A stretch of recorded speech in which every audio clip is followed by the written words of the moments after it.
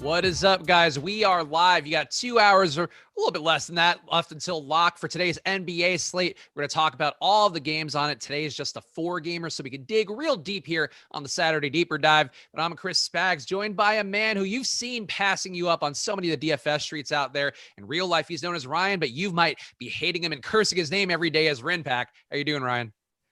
Doing well. Michigan won against their 16 seed team earlier today, so I'll take that, and I'm looking forward to LSU on Monday night, which is strange to say. March Madness heading on a Monday night.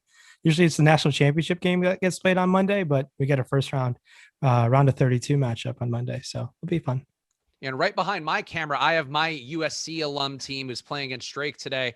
Honestly, Evan Mobley, not quite as impressive as usual, but a top pick apparently, or potentially in this NBA draft coming up. But that's the game that I'll be tilting on. So if you see me looking all cross-eyed, it's not because I don't know where the camera is. It is because my TV is directly behind it. And thankfully, this show is brought to you every single Saturday by SuperDraft. So make sure you are playing over there, because SuperDraft is really transforming the daily fantasy sports industry with their partnership with Caesars Rewards. We are not only getting rewards points for playing, but you're also getting gigantic tournaments with a whole lot of overlay involved as part of their quest to get new users like you into the door every single day at superdraft.io. So go over there, sign up, and when you use your first deposit, use the promo code Awesemo21 to get $50 free when you deposit $50 or more. You can download SuperDraft on the App Store or play at superdraft.io. It's positionless basketball. It's multiplier-based basketball. I guess it is position, but it's less position-oriented, more about the multipliers, more about the freedom to play any of the stars you want. And the positions on there also are going to be drastically different sometimes. Guys like Jason Tatum are point guard / forward. So lots of wrinkles on there that can help you make more money. So play at superdraft.io, download SuperDraft in the App Store. And actually, Ryan, we got enough time here, but give people a quick 30-second spiel on why you play SuperDraft, because you're a guy who's been doing pretty well on the other sites as well, but you still make sure to mostly get your SuperDraft lineups in every night. Yeah, I enjoy playing on SuperDraft quite a bit. And just think about it like it's just a smaller DFS site, and it's important to support these smaller DFS sites for the long haul. It's good for the DFS ecosystem, for many sites to be around, for us players to be able to take advantage of different offerings, different puzzles, different fantasy games out there. And you should definitely play there, because honestly, in most of the nights, there's a lot of potential overlay. And that's going to be the best edge on any single given night that there is. And with potential overlay, and it's a lot easy to put yourself in a position to consistently win smaller amounts over time and give you a foundational bankroll to really give your chances the best chance of being a long-term profitable player, which is really important. And then taking your chances on other bigger sites as well. So SuperDraft has been great for that same reason. And I've been playing there pretty much ever since they started playing their NBA contest. And it's nice to see I was playing there even when their top prizes were 500 at first. It's gone up to 1,000, now 5,000, sometimes 10, 15, or even 20. So I know they're going to be gearing up for some big golf contests with the Masters coming around. So definitely check out these new sites, and it's good for your mind to try different things out, and being able to learn a different puzzle will be beneficial for your overall DFS game and approach. Tonight they're hosting a 30K guaranteed jump shot tournament with 5K going to first. As Ryan mentioned, higher prizes on there than you might have seen in recent days or recent years even. So make sure to go check out SuperDraft and really support them, because they're a site that's trying to do it the right way, does care a lot about you guys as players, and is trying to find new and unique ways to make it valuable to actually spend money on their site. So make sure to check them out. We got this slate today. And I guess, Ryan, quick little overview on last night's slate, because we are seeing one matchup that I think is particularly relevant today that just occurred last night, with Andrew Wiggins having the game of his career. And this is the game we're going to talk about up top, so you don't have to get too deep into the ramifications for this slate necessarily. But how did you land with Wiggins last night, and how did you feel seeing him have that outlier day? Because I have a unique anecdote to share, but I'll let you go first. No, Wiggins was great, especially on SuperDraft. Shout out to the sponsor. I mean, they had a 165 multiplier, I believe, over there on SuperDraft last night, if I'm not mistaken. Put up over north of 100 SuperDraft points, 113 to be exact. He was great. I'm kind of a sort of a Wiggins stan. I think the guy has had a rough go in Minnesota. He's turned into a kind of an very, very good defender over there in Golden State. And I think he's just, whenever none of these guys are around, and he was like this last year when Curry was hurt, he can get north of 30 fantasy points with ease. I'm not too worried about that. And he's kind of picks up those defensive peripherals at a better rate than you'd expect. He just gets too much hate, in my opinion. I like going back right to him again today if Curry is out. Yeah, 38% usage for Wiggins last night, and we'll talk more about this game coming up in a second. But even if you expect him to yield another 10% or so usage back to a guy like Kelly Oubre, who really didn't shoot very much in his coming off of whatever injury he had that looked like it was going to knock him out of the game, then he ended up being in. Could be a spot again where Wiggins seems very worthwhile. And for me, my quick anecdote is that I ended up with none of him on DraftKings because of my sorting process, a glitch that I observed, which even though Wiggins is one of my top projected plays, he ended up not getting in because he didn't simulate as a top 8 play for me or a top value play on the day. And that's something that I'm trying to figure out on DraftKings. But on FanDuel, I ended up with 75% of them, and that bailed out the James Harden debacle that was his game last night. So never could be too mad at a night where really your one big barrier to massive paydays is James Harden having one of his worst games of the year. But Andrew Wiggins certainly earned some friends last night and some fans. And one of them might be Andrew Kang. So shout out to him for the super chat. One of our regulars on here saying, "What's up? My Italian, Puerto Rican, and Indian brothers had a great night last night. Crushed cash. Did okay in tourneys. Assuming I'm going to win tonight." And I give you credit in advance. You think Serge is playing tonight? He's deep on Zubac. Ryan, we can just answer this question real fast before we get into Golden State and Memphis, since we just have so much going on. But what do you think here? Do you think Serge is playing? I feel like the wind is blowing a little bit closer to him getting back in tonight. First thing, I saw a question in YouTube chat. Did I enjoy the Michigan win or the Ohio State loss more? I absolutely enjoyed the Ohio State loss more, and the Michigan State loss against UCLA was like frosting on top of that. So going back to Andrew Kang's question about Zubac, I'm expecting Zubac to play and start potentially. It's a 50-50 decision. I like being aggressive with the guys like that later in the night. I know it's going to be tough. You can't really pivot off of Zubac over there on FanDuel where you only have to play one center. Over there in DK, I think you can mix and match. I think there's no Zeller. You can take your chances with the Biyombo. And even if Zubac plays, I do think you could potentially swap him in for Ibaka. I need to see Ibaka's price tag over there in DraftKings. But I like taking my chances with Zubac, who's a very good point per minute player. And in this matchup, I think Zubac can still feast. He's done quite well the last 2 times against Dallas. And I think he can find his way to roll there. I'm rooting for the Clippers team to potentially bench Sid Ibaka, but it's going to come down to news, and you have to be ready to pivot and the late night hammer. Yeah, Ibaka 5,300 on DK. We'll talk to him in that late game coming up, or talk about him more in that late game coming up. But he is questionable right now on the 5:30 injury report, East Coast time, that just came out about 40 minutes ago. So we'll see if we get news during this show. Hopefully, maybe a chance you'll get it during Live Before Lock coming up after us with EMac and Terry. Let's dig into this first game, though. We already talked about one core player, but Golden State, 106.5 implied total on their end. Going into Memphis again, same match we saw yesterday, 112.5 implied total for them. Nothing materially different. I guess Steph Curry still doubtful on the injury report, so the expectation is why rush him back, I would think, with a tailbone injury especially. So in this spot, Ryan, I feel like this means going back to Andrew Wiggins again, who, as I mentioned earlier, 38% usage in that spot where he put up 50 real life points, which seems unlikely to happen again. But even if he has a more pedestrian performance, I think you're still looking at a pretty good Wiggins play on DraftKings. I think a better play on FanDuel, where to me, the positionality makes him hard to avoid. But how are you feeling about Wiggins, Ryan? You mentioned you're a stand for him, so we'll cloud all of our judgment then based on that knowledge. Yeah, it's at 6,300 on DraftKings, 5,200 over there in FanDuel. A SuperDraft multiplier of 1.5 and Yahoo comes in at 24. You're going to have to love Wiggins if there's no Curry. And pretty much going to be his ownership's kind of lower than it should be, in my opinion, I think. So I'm be willing to get well over the field on Andrew Wiggins. And now are they going to be able to slow him down on a back-to-back? It's tough to really be able to project that. But when the guy's taking north of 20 shots and at that price tag, you're going to have a lot of interest in cash and tournament upside as well. So sign me up for Andrew Wiggins. And there's a chance he's going to burn you. It's Wiggins. We've seen it before. But I really think the floor is really 30 points in this matchup, I think. Well, how do you feel about Wiggins' floor with no Curry?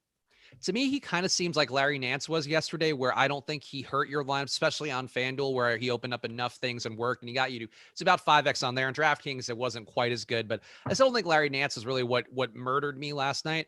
I think that's sort of how I feel about Wiggins, where even if he does have a mediocre day, even if things do come down, going into yesterday, he had a very short sample size of under 100 minutes in court time without Steph, without Wiseman, without Eric Pascal, all those guys. Again, at least Wiseman and Pascal definitely out, Steph more likely out than not.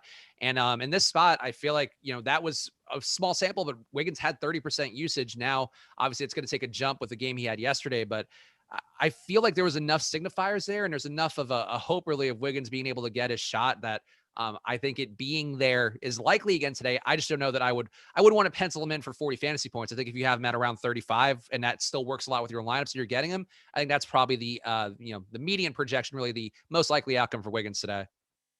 No, I completely agree with you. And then I think on tournaments for sure, you can definitely fade him and go for guys like Kelly Oubre. Kelly Oubre has an upside as well. Maybe it's him who gets more of the usage, and maybe the Memphis defense focuses on Wiggins. And there's going to be a big merit to doing that in tournaments, especially. I do think the ownership on Wiggins is going to be certainly high. And pivoting a guy like Oubre, who's cheaper over there on DraftKings, I know it's a different position on FanDuel, but the guy has an upside in him as well. And nothing about Memphis is really going to scare me. I know he was questionable going into last night, and he played only 29 minutes. There's a chance where Oubre can take 15, 16, 17 shots, and someone who can really pick up defensive peripheral stats as well. So this Golden State team, you do have options, and if you want to pivot off Wiggins, go for it. And there's a good reason for ownership, but I do think Wiggins does have a serious upside to really pay off that price tag across the board. Yeah, and I think with Oubre, I would expect him to get back to like his season average of 21% usage, which seems to be what he mostly maintains in every situation. But yesterday with Wiggins running so hot, Oubre barely shot. So I definitely don't mind going back to Oubre either. The one guy that jumps out to me, though, and I know Jordan Poole is a play that a lot of people are bullish on, and he's honestly looked a million times better this year, though. Shooting an unsustainable to me, 66% true shooting on the year. I think it's going to come down a little, but I'm still a guy who's been playing aggressively, got to start at point guard yesterday. I don't mind him, but I think the best value play on Golden State might be Damian Lee, who saw 28 minutes yesterday. Wasn't blowout enhanced either, was just kind of him getting a little more opportunity with Brad Wanamaker weirdly jumping Nico Mannion in the rotation again. I think Damian Lee, though, is the guy that I'm most curious about. 3,400 on DK. I think his price is also decent on FanDuel, though. The value plays for me on FanDuel, not as much of a priority to build the lineups you need to build on DraftKings. But I feel like Damian Lee's in play on both sides, Ryan. How do you feel about him? Or would you want to pay a little more to go to Jordan Poole, whose role is definitely a lot more secure? Yeah, it's Damian Lee, noted for his NBA Top Shot collection, but Jordan Poole, we got to also look at him. I mean, price up at 5,100 FanDuel. His price stayed the same, I believe, at 4,600, I believe. Yeah, and he also shot very, very well, 10 to 15 from the field. I don't expect that to happen. He's been shooting very well since he's came back from the G League bubble, kind of turned things around, earning the trust of Steve Kerr. I mean, I do think I had more confidence going to Poole for sure, obviously priced more, but we saw what Damian Lee did in that limited run. Also shot very effectively, as this whole Golden State Warriors team did. I do think it's fine to take some salary savings and go to Lee, but tough for me not to have a serious amount it's much more significant interest in Jordan Poole over Damian Lee. What about Draymond Green? Because he had a nice fantasy day yesterday, 40 DK points without hitting a single shot from the field. And that's, to me, is a good indicator here that if Draymond does anything more and sort of has the same rebound luck and assist opportunity, that I know people were afraid of the assist opportunity going down a lot without Steph, which does make sense given that Wiggins can create for himself a little bit more, or at least can try to do so. But Draymond, those numbers to me jumped out, Ryan, where I want to get some Draymond tonight. He's only 17% owned. Actually, that's the case for a lot of these Warriors who are not too successful last night, or not, as outlier of a game as Wiggins had. Oubre also around 17, Damian Lee around 17 on DraftKings, that is. But I think going back to Draymond, not a play I hate today. I do have a little bit more in the field right now on DraftKings. On FanDuel, I'm not sure where I'm landing, but I think I'm going to get there a good amount too. How are you feeling about Draymond on both sides? Yeah, Draymond Green, I'll have interest in. For some reason, if this game gets a lot more closer towards the end, there's a lot of merit for going to these Warriors starters. They could play a lot more minutes. They were obviously hyper efficient yesterday. I like going back to Draymond as well. I do think he's going to get bringing up the ball more, and I expect him to make a shot or two from the field this time around. But it's so nice with Draymond for him to even get to 40 points without even making a shot from the field. It's a small slate, and he has a serious upside. And I like all of these Warriors, really. These Warriors starters definitely stand out to me. We need to talk about no Kevon Looney out for health and safety protocols as well. So more Draymond at the 5 potentially. And now what Kerr is going to do with this front court rotation is going to be tough to pinpoint because there's no Wiseman. There is off the bench, they got Alan Smilagich, who is kind of a big, but he's a scrawny big. Well, now what is he really going to do with this front court rotation? My guess is as good as yours. Is he going to go super small with Draymond at the 5 for 40 minutes and run with Oubre and Bazemore at the 3 and 4? And so there's going to be some extra minutes to potentially spread around. So I like Draymond because he's going to get some more minutes at the 5. I believe so, with no Looney there. Looney played 21 minutes yesterday. So those minutes have to be spread around with guys like potentially Smilagich, Draymond. I doubt they'll go Oubre at the 5, but it's a possibility. So it'll be tough to really pinpoint what ends up happening in this front court rotation. Even Juan Toscano Anderson, Juan T, only played 8 minutes yesterday. I do think he maybe gets a few extra minutes. So the Warriors front court is a good place to target. Now, what they do outside of Draymond, I don't have much confidence in knowing what's going to really happen because we haven't been faced with the situation really all year. Yeah, Toscano Anderson was one that jumped out to me as maybe he could play some small ball 5 because it did seem like Smiley G only got the minutes in the blowout, minute and a half at the end of that game, or just, when the towel was thrown in for the most part by the Grizzlies side.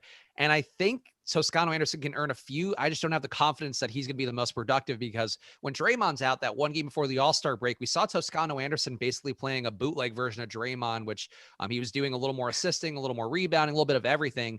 But if he's only going to get 19 minutes, which is the projection from Awesemo, he's maybe on the cusp of usable as a value play, but I would much greatly favor Damian Lee just because I think he can also do a little bit of everything and get a trickle-down benefit from just not having another 5 in there. Like Damian Lee rebounds competently, he assists competently. I think he does enough of everything that to me to be the value play I want, but I wouldn't totally rule out Juan Toscano Anderson if you got him as, a low-owned flyer. The 7% owned is not anything to sneeze at. That's a pretty high projected ownership for a guy like JTA in this spot. Yeah, in terms of just ownership and just taking a look at where things stand right now, the guy with the highest upside and kind of his ownership coming in low, and it might have to be Draymond or Kelly Oubre, just being well over the field of those guys. And this Golden State team seems like the way to go, but tough to really see guys burning you, especially after how well they played yesterday. So I like going to this Warriors team quite a bit today. So in the front court, I do think it'll be important to wait for starters. And then maybe that gives us more confidence and to see where we can really pinpoint our minutes and really have confidence in that fifth starter for Looney. We also got a super chat here before we talk about Memphis aside from Sam Bennett, and you can sort of give an elevator pitch answer on this one, Ryan. But he says, I know Ryan does not usually add correlation for game stacks on larger slates, but in a small slate with multiple teams on a back-to-back on a 3 and a 4 game stretch or on a 3 and a 4 game stretch, are game stacks more useful with higher potential blowout risk? I guess the question really is, Ryan, did you do anything different today to account for, a strange slate, also a slate too, where we don't have any home dogs at all, or any home dogs at all, which I think is interesting because it hasn't been the case a lot in the NBA this year. But anything jump out to you, Ryan, with, I guess, changing strategy for this kind of slate? So I do think just like it's a smaller slate, so I think it's very easy to zig when other people are zagging on this slate. And I think talking about this Memphis team on the other side is a good place to just attack this Warriors depleted team. And they were very, very disappointing last time. And I think just finding unique spots to just make a couple pivots here and there is fine. Now, if you do want a game stack, I'm not going to really say it's a bad idea. We've seen this happen on smaller slates. It's a lot easier to game stack on a smaller slate, and it makes more sense to do it on a smaller slate, but not something that I really go out of my way to do such things. Maybe if I were to take a look at a spread, like we see in Milwaukee is 11-point favorites, that wouldn't be a game that I want to game stack. Maybe you want to go to game stacking this Warriors Memphis game or the Sacramento Philly game. I love just how organically I feel like you're just going to get a natural game stack when in your projections if they're mapping out teams with higher totals. And that's how I usually go upon my way. Now, I know people who actively game stack and are very highly successful with it. So there's no real right or wrong answer, in my opinion. Let's talk about Memphis here. And guys, smash that like button for us. We got about 1,100 people in here right now, only 91 likes. So get us to a respectable number, especially on the weekend here where we're giving up some of our time alongside you guys. We're all trying to make some money today on a Saturday. So smash that like button, help us out here and make it feel good for EMac and Terry coming up here in about 40 minutes. But let's talk about Memphis here. We got really a Memphis team that to me, just over the last few weeks, I think is just priced at a spot, at least on DraftKings, where I find it hard to get to any of their guys. And they're getting nominal amounts today of Dylan Brooks and Grayson Allen seem okay to me on DraftKings because Grayson Allen value play, never mind that. Dylan Brooks, a guy could certainly shoot himself in any game. I think there's still a bit of a crowding here with all the guys that we have in the mix. Justice Winslow, really, I think one guy who's taken enough usage off the table that makes it not great, but really, to me, Brian, I think the only play that I would actually care to get to at any sort of volume is Ja Morant. I think his price on DraftKings looks pretty good. I really think that obviously the upside is going to be there in games for the most part for Ja, where he's shooting a lot. So has a 29% usage rate on the year, assists at a high level. To me, for the most part, Memphis, even on a short slate, I just don't see a ton of reason to be here. And it's actually looking like a fairly chalky team for guys like Jonas Valanciunas and even Kyle Anderson picking up 15% ownership on DK. So how are you feeling about the Grizzlies? Yeah, I think going to these Grizzlies teams makes some sense. I know they're not kind of priced optimally for our builds today, but trying to find your spots in tournaments would, I think there's a chance for guys like Morant at a 1-4 multiplier and SuperDraft to pay off. Over there on DraftKings 7,200. He almost ended Draymond Green's life. He's now has two really dunks where he could have ended Kevin Love's life and Draymond Green's life. It's kind of the two biggest what if dunks in his career. Kind of an interesting highlight reel that he's putting up there. But Morant 7,200 versus Golden State. I like that quite a bit, man. I think it's tough for me not to like him even on FanDuel where you have to roster two for sure at 7,500. Morant's, I think, a very solid play. And I think people are going to be feared from looking at his box score. And I think we should be looking to be at least with the field. And I think being with the field is just fine. And I'll be willing to get well over it as well. Anything else jump out to you meaningfully here with Memphis, where you do have, I don't know, Tyus Jones very cheap, Justice Winslow cheap, and still getting a good amount of shots up? I just feel like we got to talk about it for the sake of thoroughness, even though some of these other games are going to pop out more. But does anybody maybe sneaky or under the radar for you for Memphis? I think going to Jonas Valanciunas against this front court of maybe Draymond Green, Alan Smailagic, I think is fine. I think going to Valanciunas, I believe, a solid multiplier over there on SuperDraft of 135 and DraftKings salary 7.7. FanDuel, he comes in at 7,300 on FanDuel on a short slate like this. Going to Valanciunas, where he could be potentially the highest scoring center. I think I like going to Valanciunas in this matchup. I think he has some serious upside with this banged up front court Golden State team. Yeah, I think Jonas to me on FanDuel looks like a little bit of a better play. On DraftKings, I think the price is, you're sort of paying a premium for me and just how I'm viewing it. You're paying a premium for Golden State being bad. And maybe if you are getting less Warriors, I think going to Jonas makes a little more sense because he's going to clean up on the glass a bit more. But I just feel like to me, the 7,700 on DK, I just don't know that I would get there if the field's going to be there 20% of the time. But I get it. The ceiling is certainly there. The minutes have been there. There's opportunity, but just you're paying a pretty steep price for it and on ownership too. Next game up, we got Sacramento, a 112.3 implied total. Philadelphia, 118.3 implied total on their side.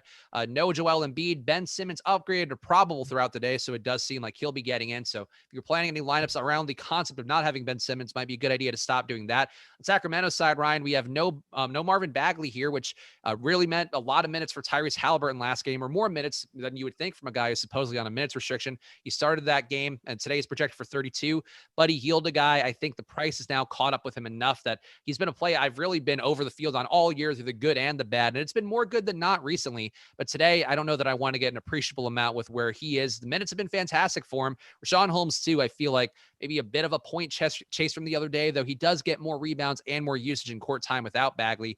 So Fox really the one that I guess is going to be the high ticket item here, Ryan. I think I've now talked about all the Kings players, but who's most relevant to you? Because I just feel like these guys for the most part are now a little more expensive than I'd like to see him, at least on DraftKings. Ooh, yeah. Over there in DraftKings, Fox is 9,500. I'm even getting some sticker shock over there, taking a look at that price tag. He's been great. Don't get me wrong. Fox has kind of ascended to another level this year. And it's fun to see. I like De'Aaron Fox quite a bit as a player. And it sucks he's in Sacramento just because I just feel like the organization there has just been sucks for so long.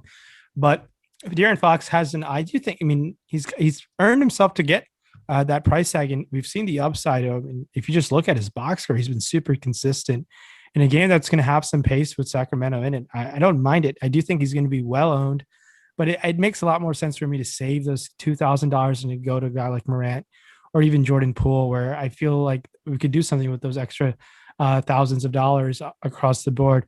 I really like Rashawn Holmes is kind of also expensive, 7,300. I like going to these Sacramento guys on our sponsor, 1.3 and 1.5 multipliers for Fox and Holmes respectively. That makes a lot more sense to me over there. Over there in FanDuel, where you have to roster too, Fox is fine at 9,200, but I do think saving to a guy like the same guy in this game, Ben Simmons, makes a lot more sense to me. And Rashawn Holmes is a fine $7,100 option over there on FanDuel. Barnes at small forward, where you're rostering too, I like that quite a bit. I think at $5,900, I do feel kind of confident he can find a way to get 30. He's been playing really well this year. So, and Buddy Hield always has an upside in him. 3-point bonus over there on DraftKings.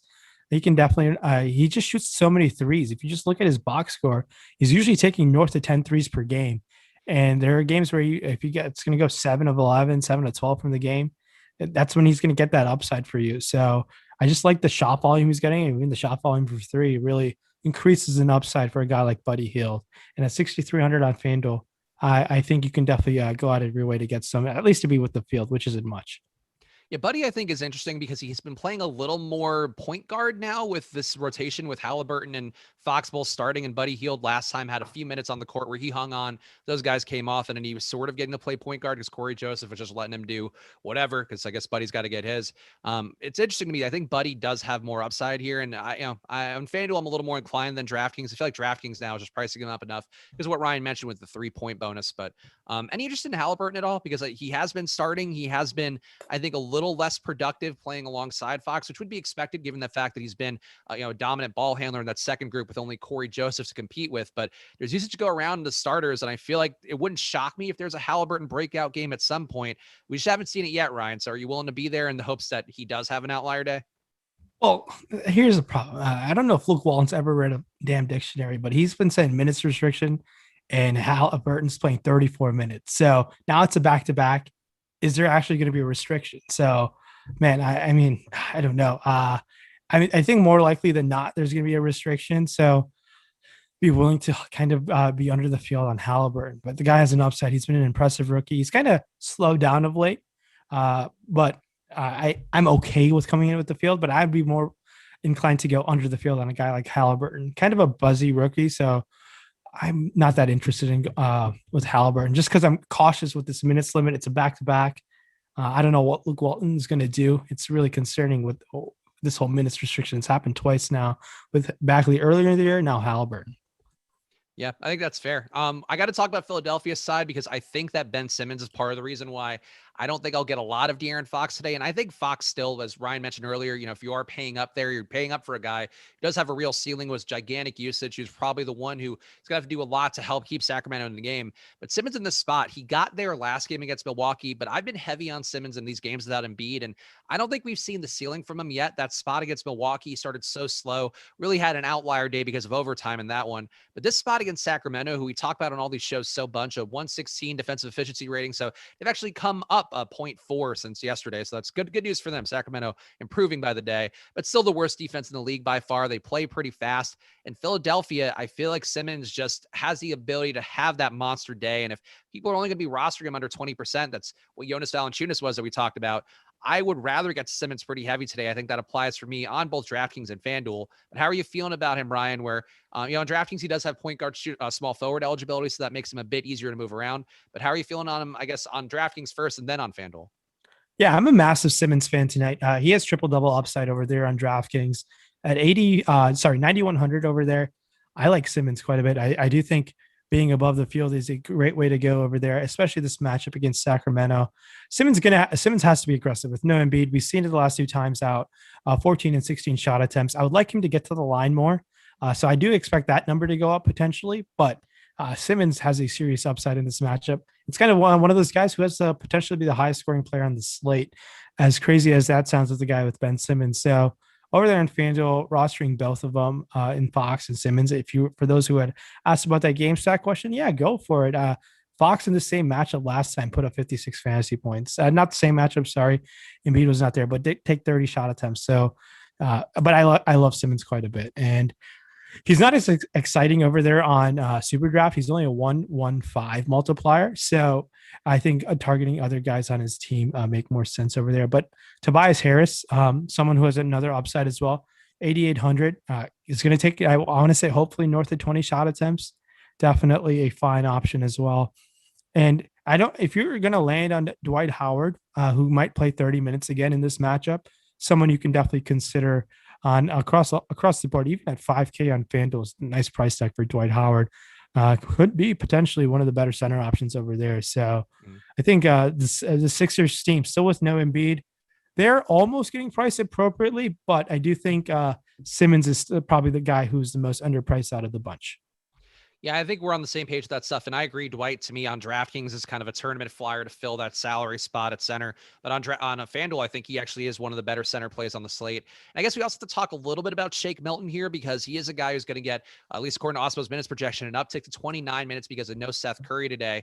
And it's kind of interesting because, Shake, I think, does pose some degree of risk to Ben Simmons because he has been a higher usage rate guy, has been a higher assist rate guy this year than Seth Curry. And if he moves to the starting lineup, I think I have a little bit of concern that Simmons and Milton might not be the best correlation in the world. But I do think one of these guys is going to have a nice day today. And Milton at his price point, we've seen him have, 40 fantasy point upside in the past at 5,200. I think he's a viable play today, though I got less of him than I would have thought, Ryan, on DraftKings. I'm not sure about on FanDuel offhand, but how are you feeling about Shake Milton today? And is he somebody that you want to get above the field on? He's going to be about 20%, it looks like, on DK. So it's going to be a decision point at that price tag with guys like Jordan Poole. And I think it's an okay pivot. It's not like a great pivot in my opinion, but it's a Sacramento matchup that has me interested just because if anyone, I feel like a lot of teams just perform really well against him. On FanDuel, if you want to spend down, it'll be a unique roster construction. His ownership is not that high.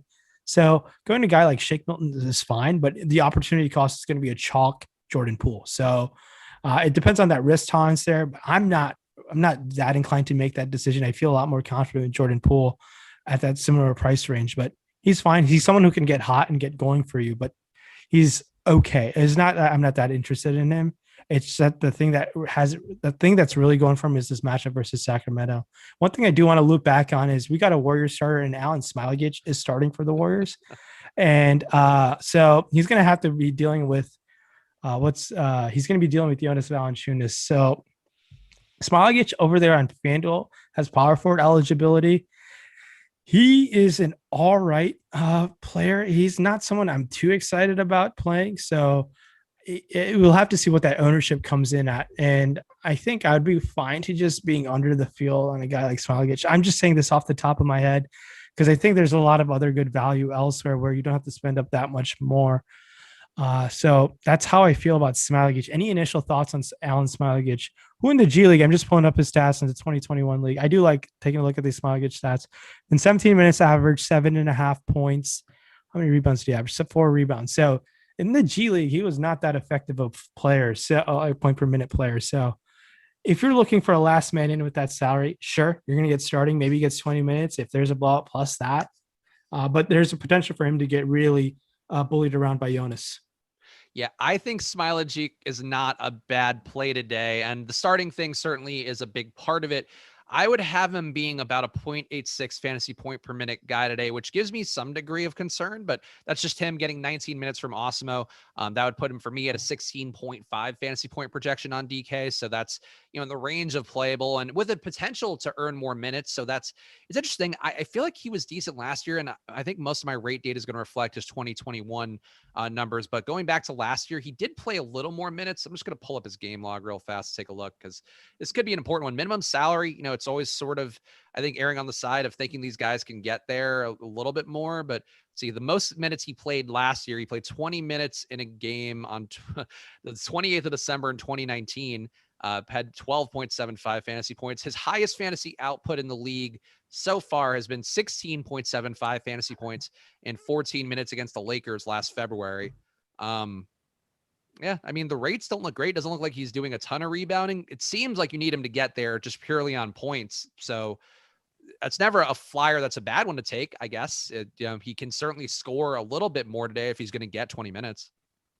Yeah, and it's going to see how quickly this field goes to him. Obviously, seeing starter, there's I feel like already 10% of the people are going to be interested in that.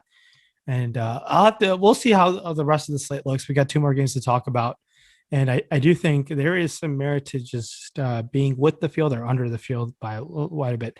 I don't want to be above the field on a guy like Smilagich the way things stand right now. Hopefully I don't get burned by that.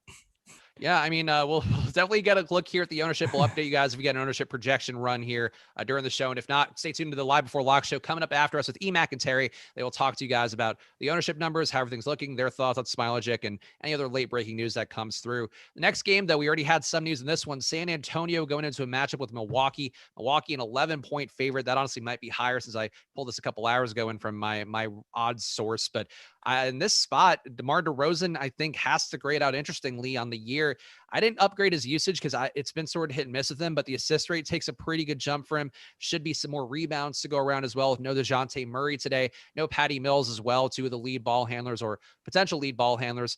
Derek White expected in, so that's going to take some away. But I think DeRozan, to me, Ryan, looks like a pretty solid play to get to on both sites today. And I feel like the other play that we have to talk about is Keldon Johnson, who had the outlier day yesterday, which makes me feel like this is a point chase. I don't expect him to get 20 rebounds today, but he should get more boards. He should get more shots. I think he's very much in play today on both DraftKings and FanDuel.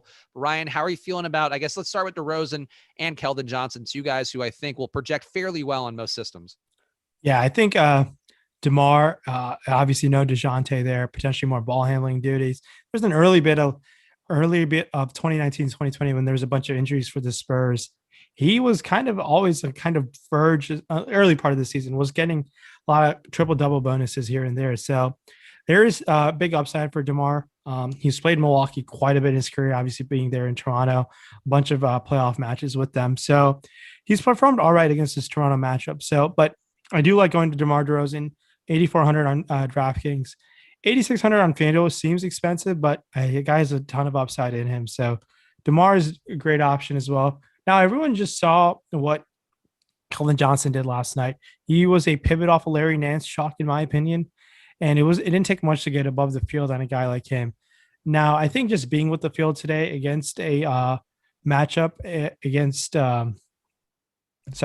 against Milwaukee and Giannis can be concerning. I don't know how this defensive matchup is going to line up. If Keldon's going to get that Giannis matchup, man, that's going to be tough for him. But I think he's fine going there. He's a nice salary saver, but I feel like the field is going to overreact to that very super efficient rebounding performance. I don't know. He had shown signs in the first half of the season. Then he had COVID, so obviously had his best game since then.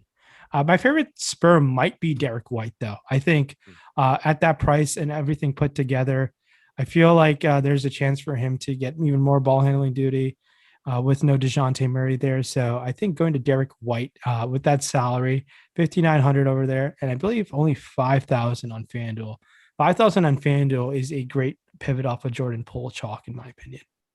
Yeah, I like White too on FanDuel, especially. I think he's, to me, popping up as one of the more interesting point guard plays on the slate. And on DraftKings, I agree. I think that he's interesting. The one thing I would point out with Keldon Johnson is that, and I guess it does apply to Derek White too, these guys aren't great 3-point shooters. And Derek White puts up more per game, puts up 5.5 per game. Yeah, Keldon Johnson puts up about 3 a game, a little bit less than that.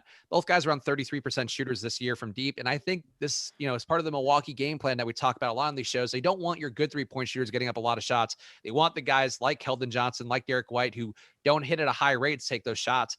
And I think if one of those guys gets going, and I'm hoping it's Keldon based on the ownership I'm seeing so far for myself, but I think there's really potential here for these guys to have outlier days. And Derek White too, if he starts shooting well, it's going to open up more assist lanes for him. And I think that can be a positive. So wouldn't shock me to see an outlier day from one of these guys who are not reluctant 3-point shooters like DeMar DeRozan, who just never puts them up.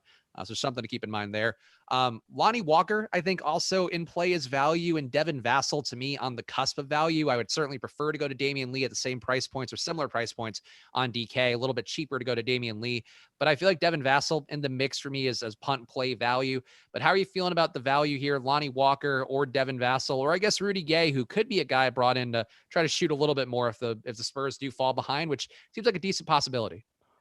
I did forget one thing to mention about the only kind of a concern for DeMar. He might get a lot of Drew Holiday defense, and that's a concern to be keeping in mind there with Drew. So that's one reason, but that's one thing that I do sometimes put into a thought process where he might cap his series ceiling if he doesn't get going, but that's one thing to keep in mind and might help those other guys to get more extra shot attempts in guys like White and Johnson.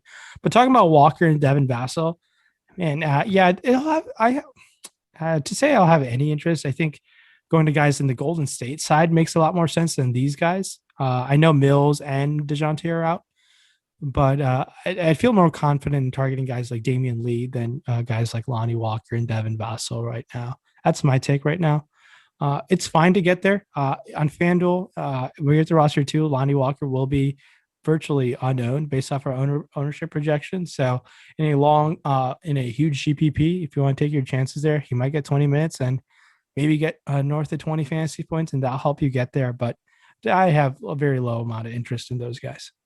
Lonnie is in for 30 minutes from Awesemo today, which jumped out to me as an alarmingly high number, which, in a way that I think I would prefer to ride on that side. But if that does change, I just want to put that out there because that could be, Lonnie is the kind of guy who can fill in for really both Murray and Mills being out and just being an extra body who probably won't be playing lead ball handler, but will be a guy who just eat up that court time. So I think that's sort of the pathway for Lonnie Walker to get there, as well as the fact that, again, they just might need to shoot into this one. And Lonnie Walker, another guy who does put up threes and actually has hit on a decent rate this year, 35% from deep. On the Milwaukee side, I think Giannis looks like maybe the only pay up option to get to today, but certainly a core one for me in this spot against San Antonio. I'm not particularly afraid of the matchup. Jakob Poeltl, a decent rim defender, but still it's Giannis. I don't think that's anything you want to worry about too much. And I also think on DraftKings, Jrue Holiday's price appeals to me. I'm a little bit afraid to get there much. And I think, you do have Middleton there as a decently projected play as a pivot, but Jrue Holiday played 40 minutes in the last game for Milwaukee. It's included overtime, so keep that in mind. But still, it's a pretty big jump in minutes from Holiday from where he was coming back from COVID. And even before he had that, I think in this spot for Holiday, I do like the price point for him. And but he and Giannis, I think, are my core plays. I have some amounts of Middleton and Brook Lopez in my early crunches. We'll see how that changes with the Allen Smiley game-changing, landscape-changing news. But how are you feeling about Milwaukee, Ryan? Who grades out the best to you? Yeah, obviously Giannis is in a fine spot. Great spot, honestly. I like going to Giannis across the board. Even on SuperDraft, he's on play just because of his raw fantasy scoring potential at 1x. So don't shy away just because he's a 1x over there. Giannis, you're going to have to protect him in the high 50s, and I think he has upside obviously greater than that. And he's playing a ton of minutes this year. Obviously, this Brooklyn team might get back PJ Tucker today, if I'm not sure. Is he allowed to play today? So now, with Tucker being in the rotation, is he going to just take all of Augustine's minutes? And they're just going to have Pat Connaughton and DiVincenzo and Bryn Forbes play the backup one duty. So it'll be interesting to see what Budenholzer does with the insertion of PJ Tucker into this rotation. Is that to give Giannis more breather? I doubt it. So I think Giannis is still going to play mid-30s minutes if this game is close. And I have no issues going there. I like going to Chris Middleton as well. The guy has an upside in him. He can just get hot and put this game away. 7K on FanDuel. I think we can be over the field on that. And he's coming at significant ownership right now. So maybe being with the field is just fine. But Middleton, a 3-point bonus over there on DraftKings. I like him on both sites as well. And going back to Jrue Holiday, I've not been that interested this year. And obviously he missed a couple of weeks there with the health and safety protocols. And he's slow. He played well against Philly last time, but that game did go to overtime. He played 41 minutes and put up 40 fantasy points. So he's not the New Orleans Jrue by any means. He's there. He's a very good player, obviously.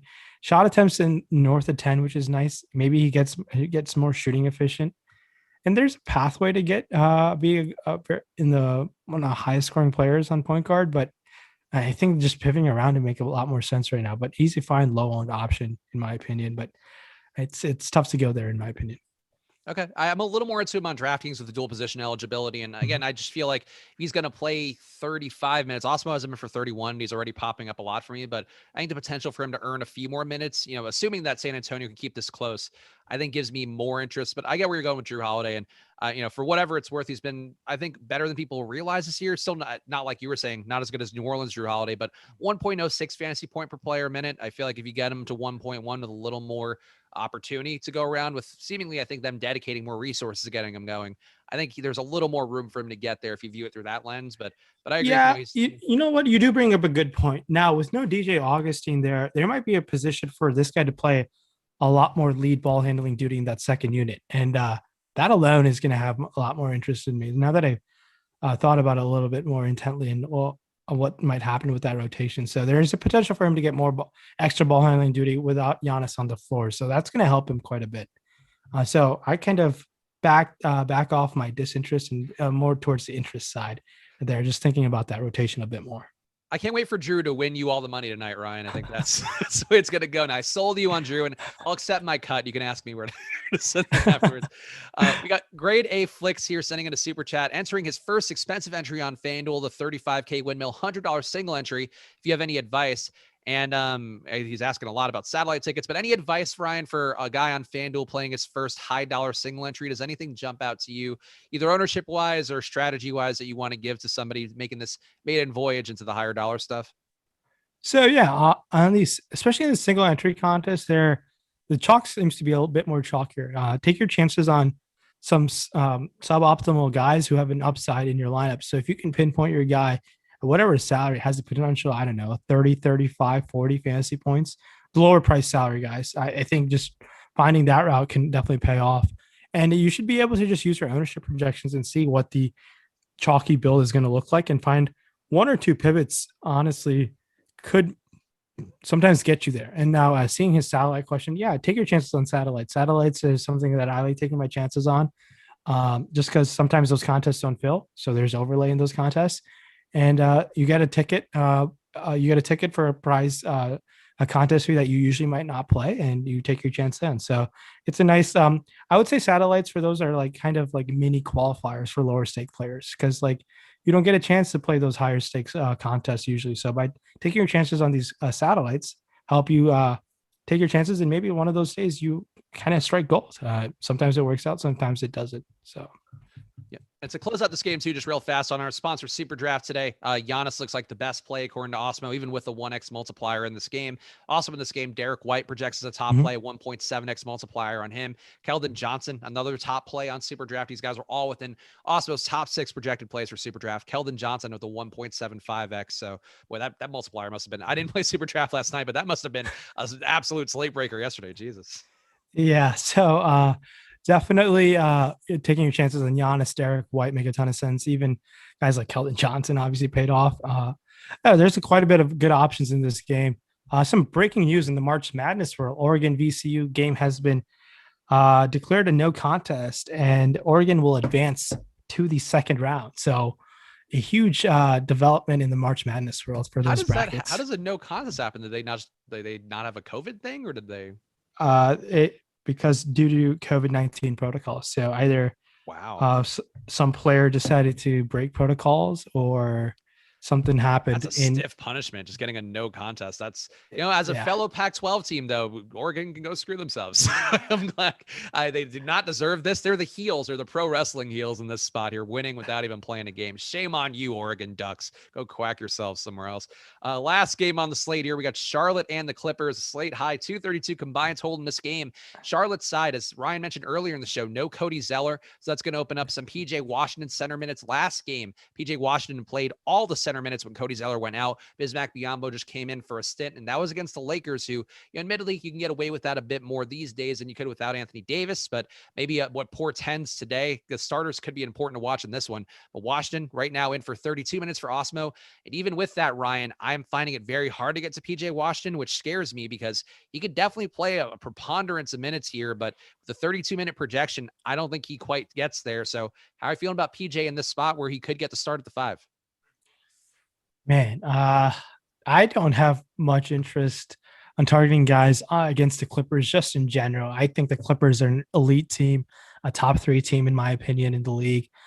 Just targeting guys against Clippers just hasn't paid off, except if you went to Luka earlier in the week. That's really about it.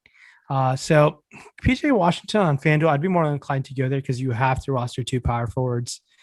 That's a fine option to consider there. And now it'll be interesting. I do think he'll probably get more minutes than Biyombo, obviously, with no Zeller. We've seen that kind of been a trend, and maybe Borrego's headed more of that direction. I think going to a guy like Washington on FanDuel just is probably the site I'd choose. And maybe if you want to have interest on SuperDraft, he's a 1.6x multiplier. I'm not that interested in PJ Washington, to be honest. Maybe people were really happy with that Sacramento Kings performance, and that's really all he's done. I mean, he was fine against the Lakers, but I'd be willing to kind of back off the gas a little bit with PJ.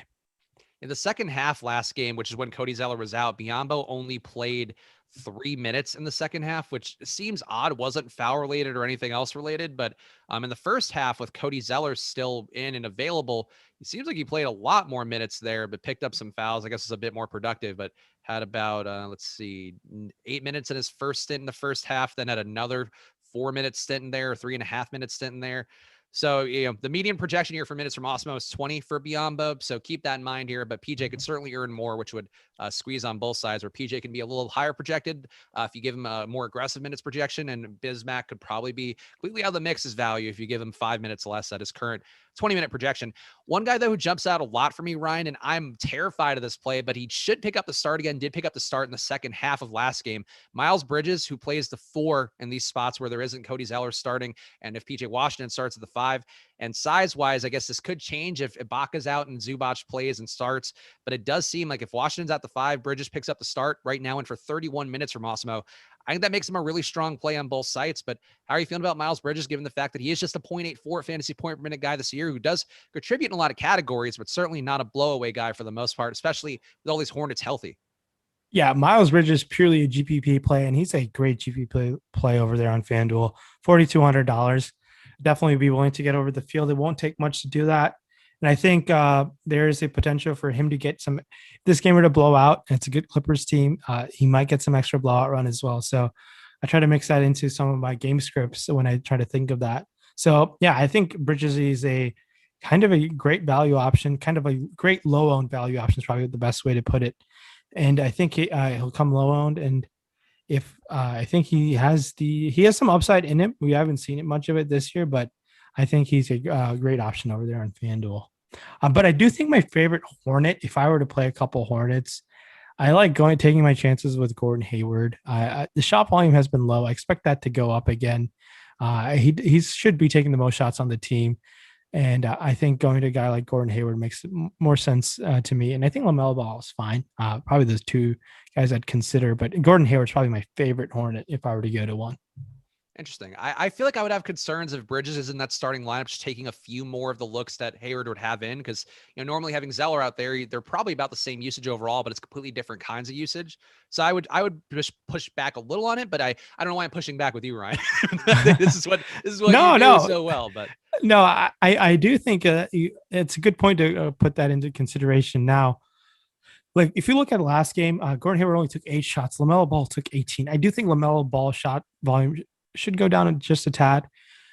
So I do think they could get sprinkled into Bridges and Hayward. And I think they're both fine options over there on FanDuel. Hayward 7,200 and Bridges 4,200. I think I just feel more confidence. Obviously in Hayward, obviously they're completely different price ranges, but I think taking your chances with Bridges make a ton of sense though. Yeah, I'm with you on Bridges. I think he's one of the best value players on the slate on both sides. On the Clippers side, Kawhi Leonard and Paul George, I think on FanDuel, to me, both guys look like really important plays, and maybe plays you would even consider grouping away from each other, because I was getting them so much in the crunches I was running before the show.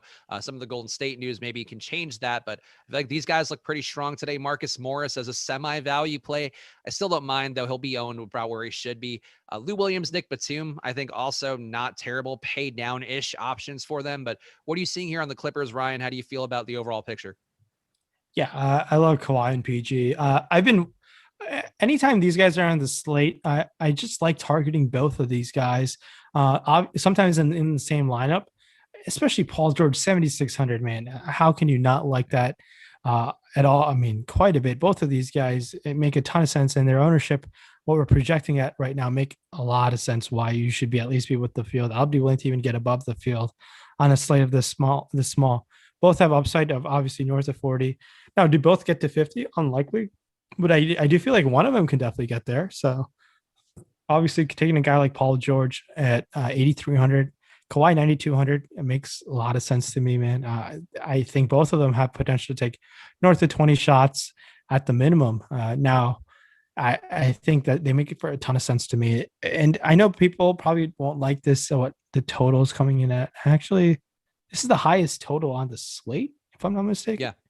Yeah. Yeah. So it makes a ton of sense to go to these guys. So I like PG. I like Kawhi quite a bit. Even if I think we need to be ready for the Ibaka Zubac news, and Zubac becomes a solid play. Yet again, if you look at the 2 games in a row, he's gone 35 minutes and 35 minutes, and he's done 32 and 3/4 DraftKings points back-to-back games in a row. Does he pull off the Chris Davis where he goes 35 minutes and 32 and 3/4 fantasy points yet again? So stay tuned for that news. So we'll see what happens there. Yeah, Zubac still definitely priced to be in play today if you get Ibaka out, but I would feel like, I guess if Ibaka's in, Ryan, would you find that both Zubac and Ibaka are not unplayable, but certainly not anywhere near a priority play? So Ibaka, a much older guy. We don't really know what his age is out of Congo. So he's got back tightness, which is a core. We don't know his age, a staple, I would say. Yeah, but I think going to Zubac, even with Ibaka in, is not the cutest of things out there. I think he'll become low owned, and even in 20 minutes, Zubac could put up north of 30 fantasy points. So he could really get going on the court without Paul George and Kawhi.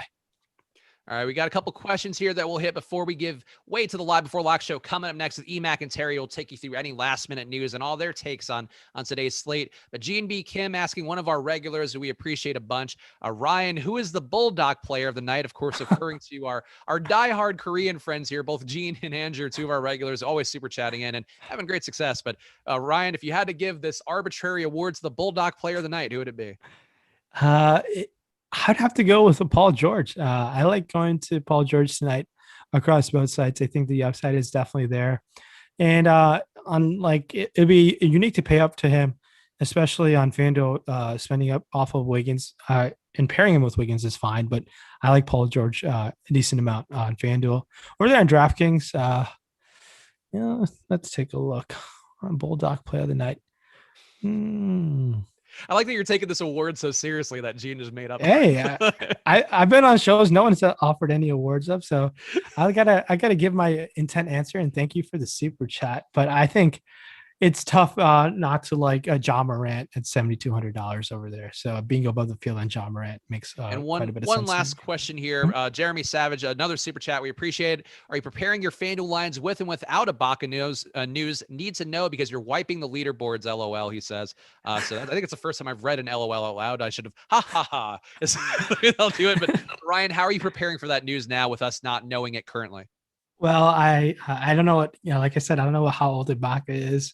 Got a back tightness, and like you said, that's the indicator of old age. Right now, I'm going to be targeting lineups with Ibaka out, kind of make my roster construction unique, maybe with some Zubac center lineups. It's not going to take much to get over the field on him on a Saturday night with March Madness going around. I don't think he was going to come in with much ownership at all, and people on a Saturday are not going to late swap more times than not. So just being around your computer, it won't take much to pivot a few lineups here and there. It makes it tough because it's the last game of the night. I'm right now going back to the answer. I think I will be removing Ibaka from my player pool, and I will be playing my contest with Zubac in there. All right, so make sure to follow at Rinpack. Check out the Slate Starter podcast that Ryan's doing pretty much every night during the week with Eric Lindquist, our pal as well. Support those guys. Follow me at Chris Spags. Follow at Awesemo_com. And make sure to play on SuperDraft. And stay tuned. Coming up next, EMac and Terry taking you to the home stretch, taking you through the home stretch for today's NBA slate. We appreciate you guys. Hope you have a great rest of your weekends, and good luck. Bye.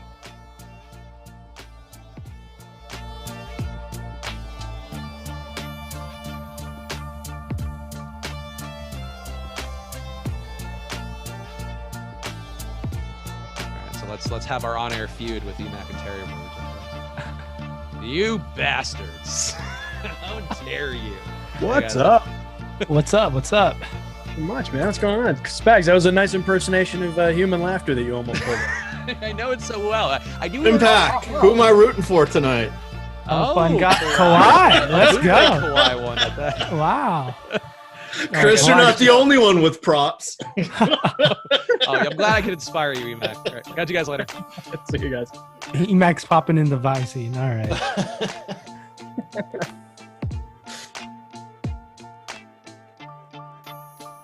Howdy. What's going on?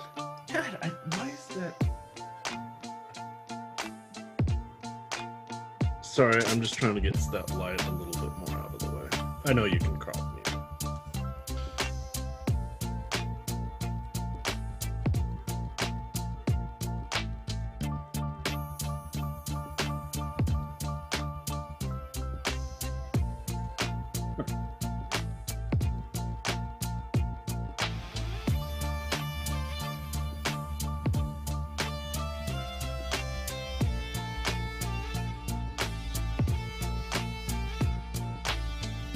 Man, I just can't buy a break with my risky picks section in my article.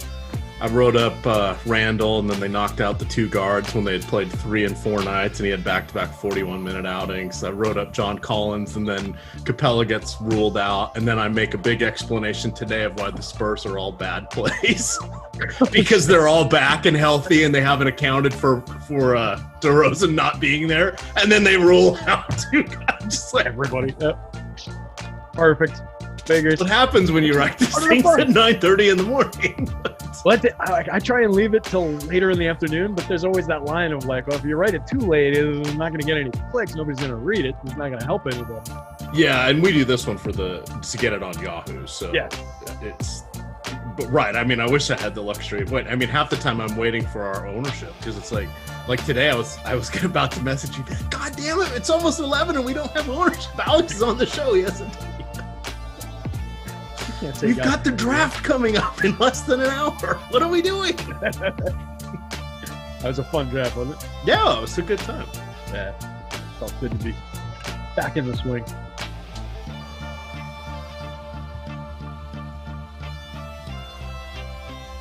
All right, Awesemo, here we go. It's your old pal EMac coming to you with T. McBee, Terry McBride.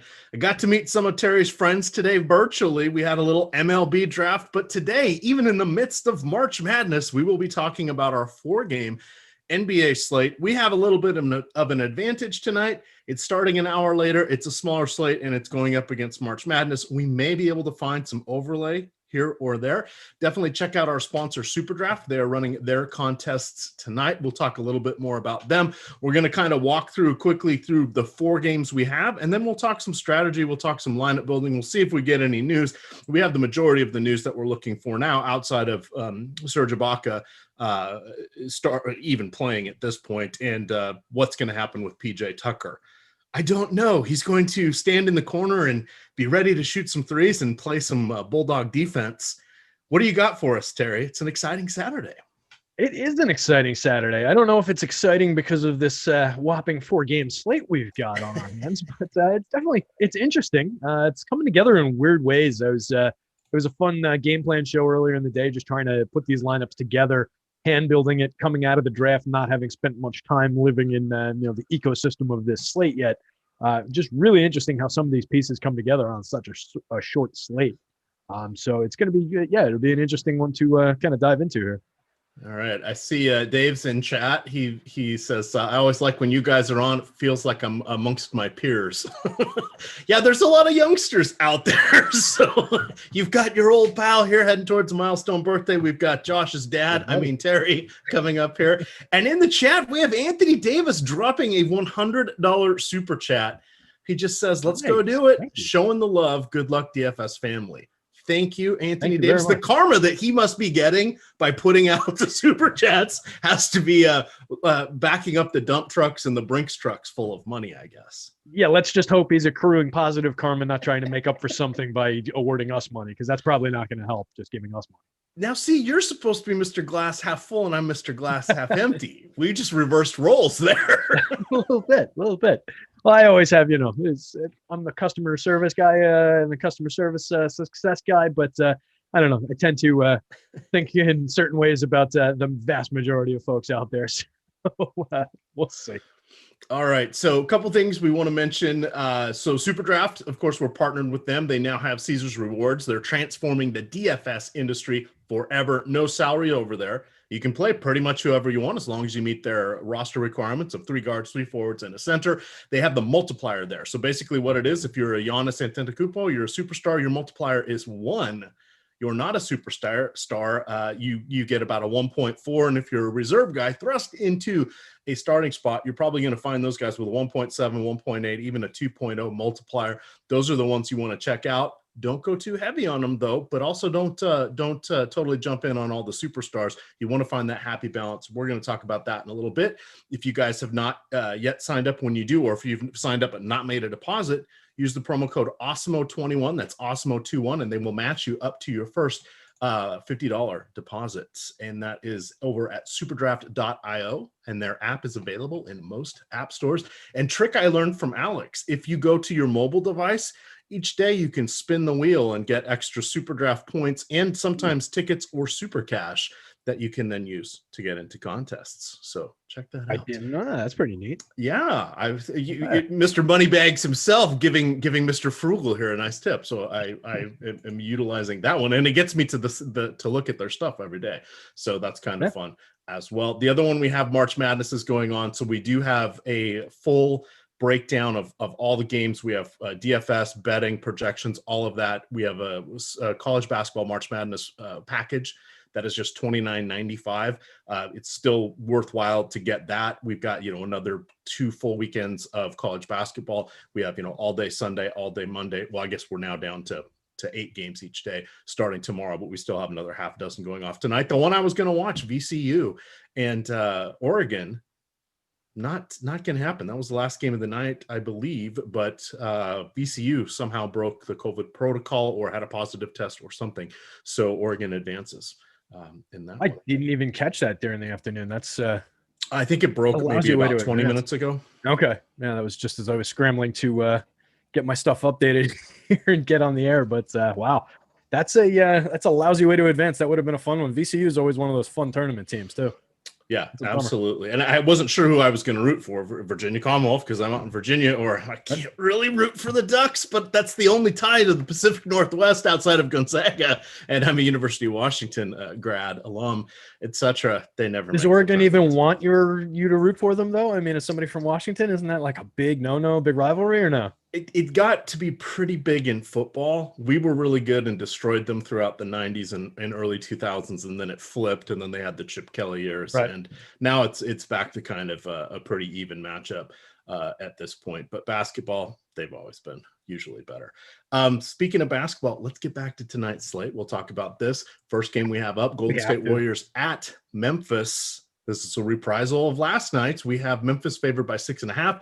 Golden State will once again be without James Wiseman and Eric Pascal. They are out in the COVID protocol. They will now be joined by Kevon Looney, who was going to be a value source today. He is in the COVID protocol. And then doubtful is Steph Curry. We don't have the official announcement yet. Most sources, including us, really aren't expecting him to play.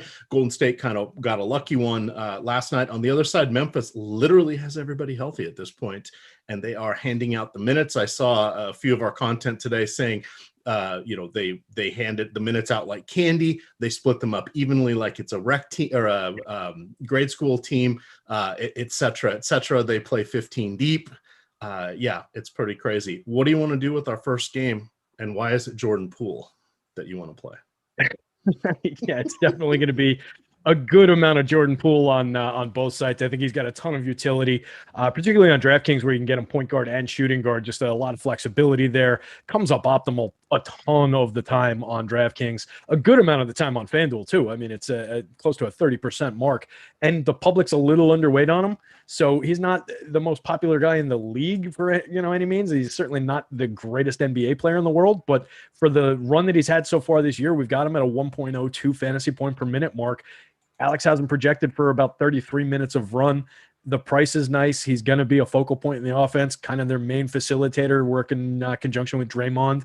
I really think it's very relevant to the slate again, and I think we have to go right to him. So, fire away on the Jordan Poole, and the leverage mark on DK is noteworthy too. 14.7 leverage score in the boom bust tool. That's dramatic for a guy who's coming up nearly 40% of the time optimal. That's a mistake by the field. So take advantage of that if that holds up. I see people letting me know Curry was ruled out. Yeah, he was ruled out 40 minutes ago, which is right around the time I submitted my run sheet for review. So I was just going off that, guys. We have plenty of time to react. We weren't expecting him to play, but that was the one I missed. Yeah, nothing changes from what we were going to say anyway. We had him out all day long, I think. I don't think we saw him in the projections at all. So yeah. And then good to know that he's officially out. I was trying to look and see when that happened. If you did not mention it, Alan Smoljic will be starting in place of Looney. The hard thing to know is what is going on with Steve Kerr's rotations, because he sort of plays mix and match. This is kind of started out to be a lost season a little bit here for Golden State, but they've been actually pretty decent lately. They knocked off Utah. They had a nice win last night without Curry. We've seen Draymond become engaged again. We've seen Kelly Oubre finally start to make shots. What he missed was like 3 for 50 for his first 3-pointers or some ungodly number like that. But he's been good for the last 2 months, etc. This feels like the value spot tonight. No real slam dunk values, but how do you want to trust in the pantheon of things? We only have 8 teams in our player pool. The Oubres, do you trust Andrew Wiggins? Do you go to Draymond, who somehow didn't score a bucket last night? And I think he ended up with, last I looked, he was at, I think, 40 fantasy points, which is crazy. The basketball's just nuts this year. Yeah, Draymond doing Draymond things is, at these prices, I think it's something we can go to, particularly FanDuel 6,600 for the role and the opportunity and just the amount of times he's going to touch the ball and be out there doing those Draymond things. I think that's an underprice that we have to take advantage of. He's taken a big leap up the board too. 54% boom score probability, optimal more than half the time. Public not on him, similar to what we said about Jordan Poole for the other site. The public is way underweight on Draymond as of the last update that I have. So definitely, as long as that holds up, I think we just get overexposed to Draymond and get him into a ton of lineups there. Plenty of utility in that play. He's not going to score the ball a ton. He doesn't need to score the ball a ton to have a lot of usefulness. Andrew Wiggins, no, I don't trust him. Yes, I will have him. I think he's supremely important to the slate on both sites. I was hoping maybe the field would get to him like a lot more than they are. He's going to be very, very popular, but I was hoping he would maybe like start pushing into that like 60% range on FanDuel where I could start justifying getting away from him. I think at the 40% mark, we have to be above it. 28% on DK definitely should be above that. So I think he's going to be a very important part of the slate. I like the ability to move him between guard and forward on DK. I think he gains a ton of utility from that.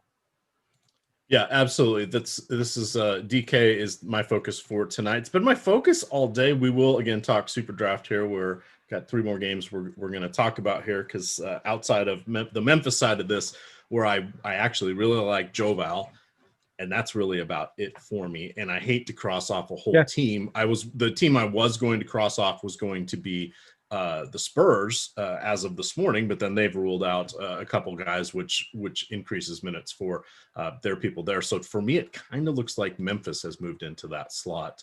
Do you want to look to anything perhaps beyond Ja or beyond Joval? It looks like Kyle Anderson's relatively interesting given the minutes projection we have for him and the salary. Only 4,900 on FanDuel, 51 on DK. I wish he was a small forward eligible on DK. He's just a power forward over there where he's a small forward on FanDuel. I think that flexibility would give him even more utility, but he's coming up optimal a good amount of the time on DK, and the public is, again, way underweight on him. So he's a player that we've seen get there from the mid-range for us a bunch of different times. I don't think that's, a very heavy price to pay for him, and there should be, enough opportunity. The one thing in question, of course, with this team, like you said, is the only guy we have projected for more than 30 minutes of run is Ja Morant. Everybody else is 26 minutes, 28 minutes, 22, 24. They just, they dole it out little here, little there. They like to get a lot of guys involved. So if that cuts Kyle Anderson somewhere where he only ends up seeing 22 minutes for whatever reason tonight, you take a dramatic dip in what we can get out of the play.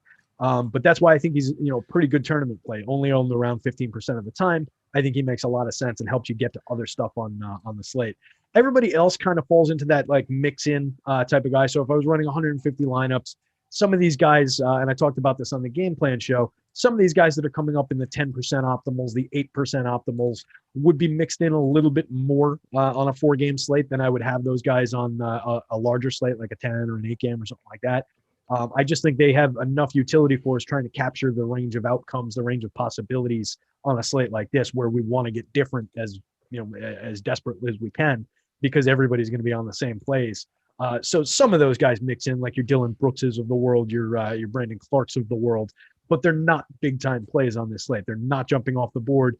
They're owned around appropriately. So it's just a matter of like sprinkling them into the right spots, utilizing those guys to get to lower-owned combinations in your lineup. All right, $2 super chat from Thomas McCown. Appreciate that. Ron Reese did a $1.99, man after my own heart there. And at first it says, now this is not a news blurb. This is not breaking news. I had a little heart attack. He said Draymond out. And then he's like, three chats later, Draymond out warming up. I'll allow it because it was a super chat, but that's walking a fine line on our no fake news rules. We'll save that for April 1st. Little early, but thank you for the super chat. I think. Hey, you don't get any utility out of Alan Smolagic in the starting lineup, no, right? None whatsoever. 0.4 FanDuel, 0.4 fantasy point per minute guy, and without Looney out there goes up to 0.45. So yeah, do not play him. The PJ Tucker from a usage perspective. I mean, it was like 11 usage or something like that. It's going to be pretty low.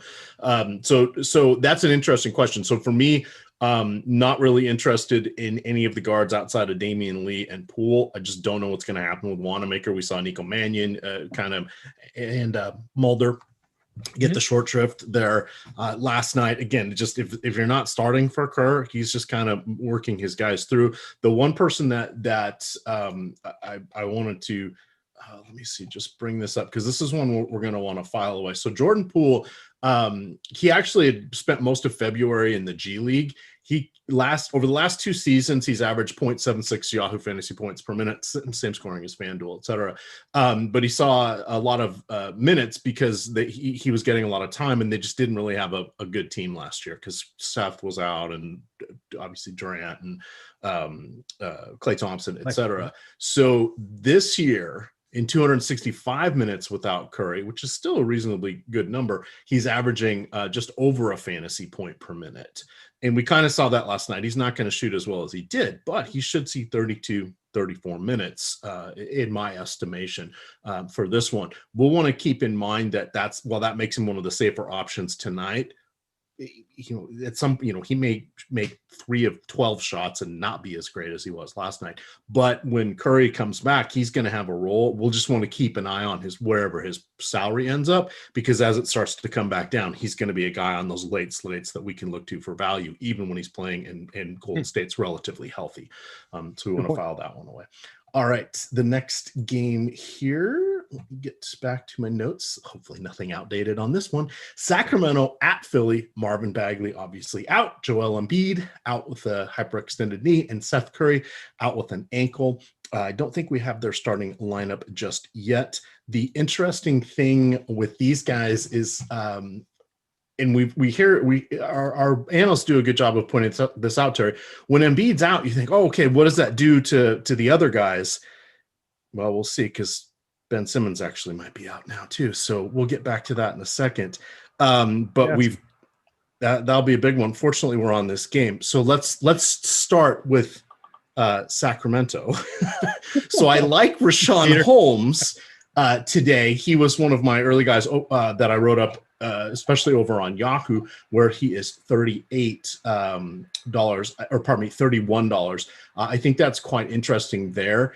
We do have a few centers in play with Valanciunas. We've got a potential cheapie with Zubac, and then we've got Dwight Howard and, of course, Tony Bradley here also on that cheap end. The thing I like about Holmes is because Embiid's not out there, that's somebody he's not going to foul. There's no Bagley, which should give him a few more minutes. And even with Hassan Whiteside back, they're not going to play together because Whiteside almost exclusively plays center at this point, unlike where we saw him sometimes sort of air quote play a little power forward with Portland. So I really like Rashawn Holmes this evening. That's about all my excitement for the Kings. What do you like there? And I'm going to see what news I can find here about Simmons.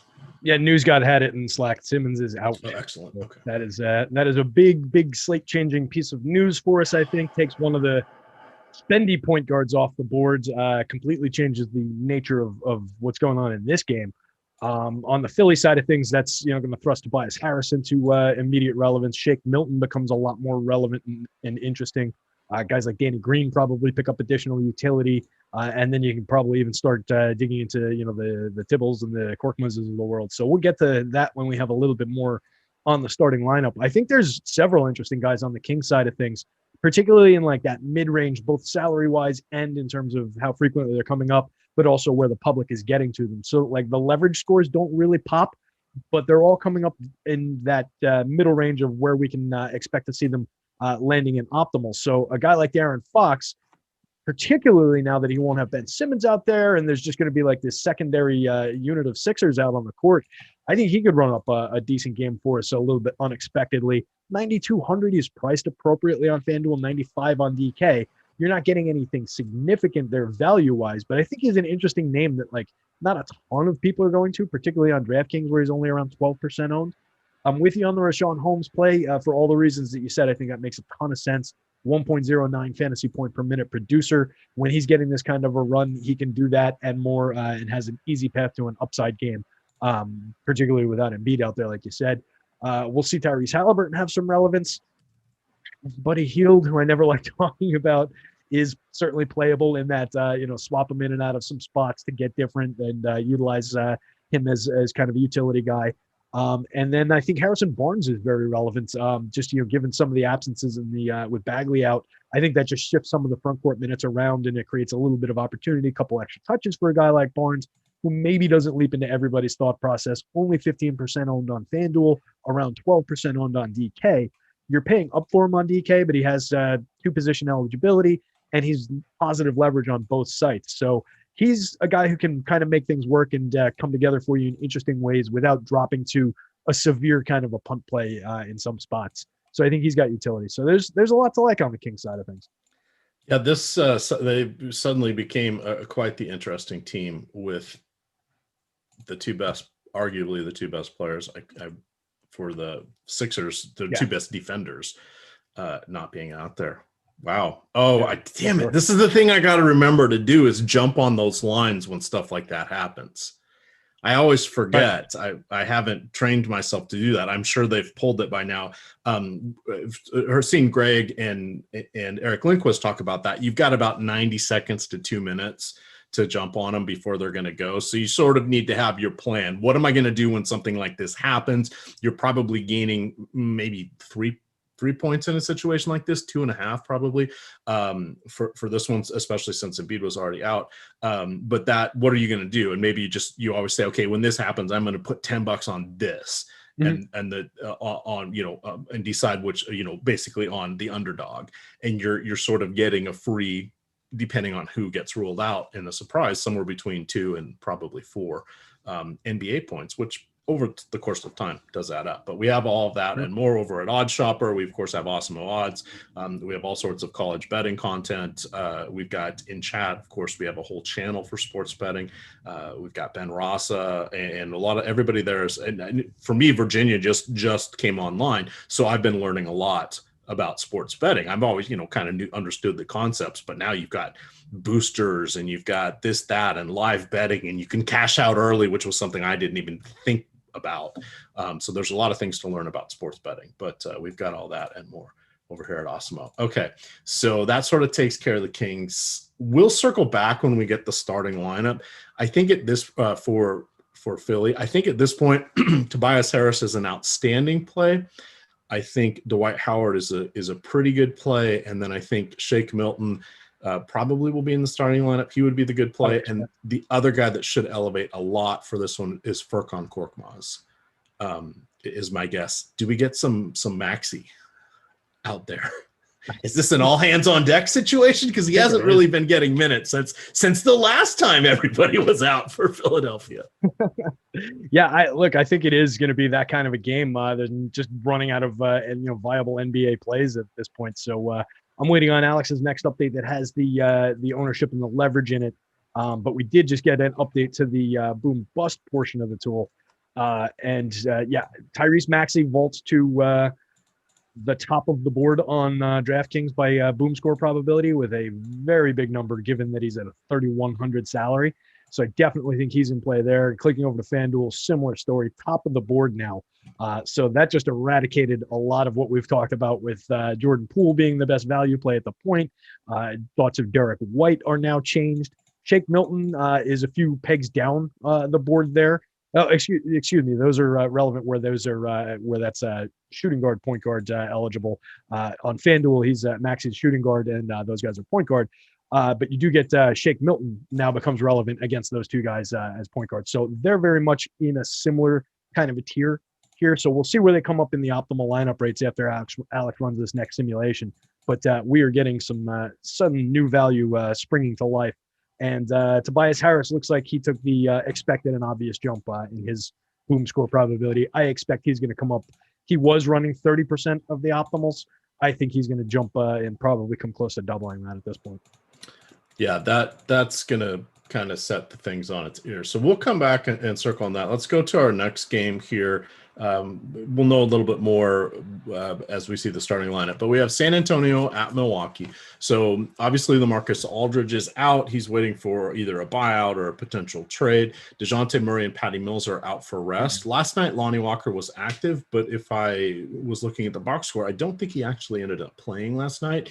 He's listed as probable tonight. They just said he's tired, and that was a surprise because Ahabro, who writes up a lot of our articles talking about contest winners and looking at what the different mass multi-entry people did, et cetera. Those are all free articles available at Awesemo.com. And, follow our Twitter at Awesemo_COM to get those tweeted out, or Awesemo NBA.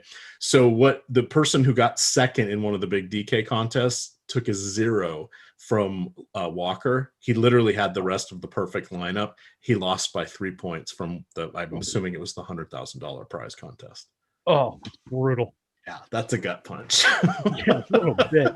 Oh my God. So DeMar DeRozan missed 4 of the last 5 games. He did play last night. He was attending to personal matters. His father had passed away, so he was away from the team for a little bit. The Spurs actually went 3-4 in those games. So I like him a lot tonight. Where do you want to branch out from DeMar DeRozan, and how much is DeMar DeRozan going to gain in popularity now that there's no Ben Simmons? Obviously, about half the Ben Simmons is going to go to Tobias Harris. Where's that other half of the early projections going to land? Is it going to be a guy like DeRozan? Yeah, it probably makes sense that some of that would land his way. It's cross-positional on FanDuel, where you're going from similar pricing is what I'm thinking. But yeah, exactly. It's there are only so many options in that price tier, and there's only so many ways to spend all your money. We're getting into territory where it's going to be coming up with some lineups that are queuing close toward our optimal construction that are just going to leave a massive amount of salary on the table if we're not careful with some of this. So it's going to be really interesting to watch. A guy that was coming up for me all day and still looks pretty relevant on the board, given his optimal lineup rate and the leverage score on him, is Keldon Johnson. We saw him go off for a 50-some-odd point fantasy point production last night. Had just a very, very good game. 21 rebounds.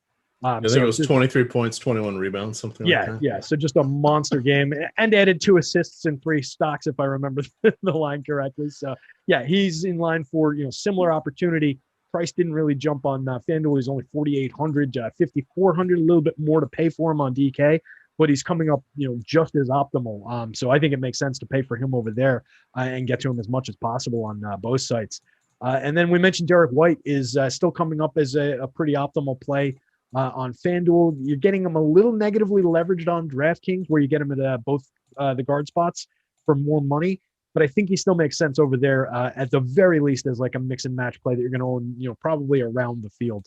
I don't think you need to worry really about undercutting the 25% mark, maybe a little bit, but you want a good amount of Derek White tonight, I think. So I think those are our primary Spurs. Let me resort this and just make sure I touched on the relevant guys there. Does Jakob Poeltl do anything for you on this slate? Not as much. I don't know how it's going to work out with him going against the Bucks. I don't, they're shorthanded in the front court.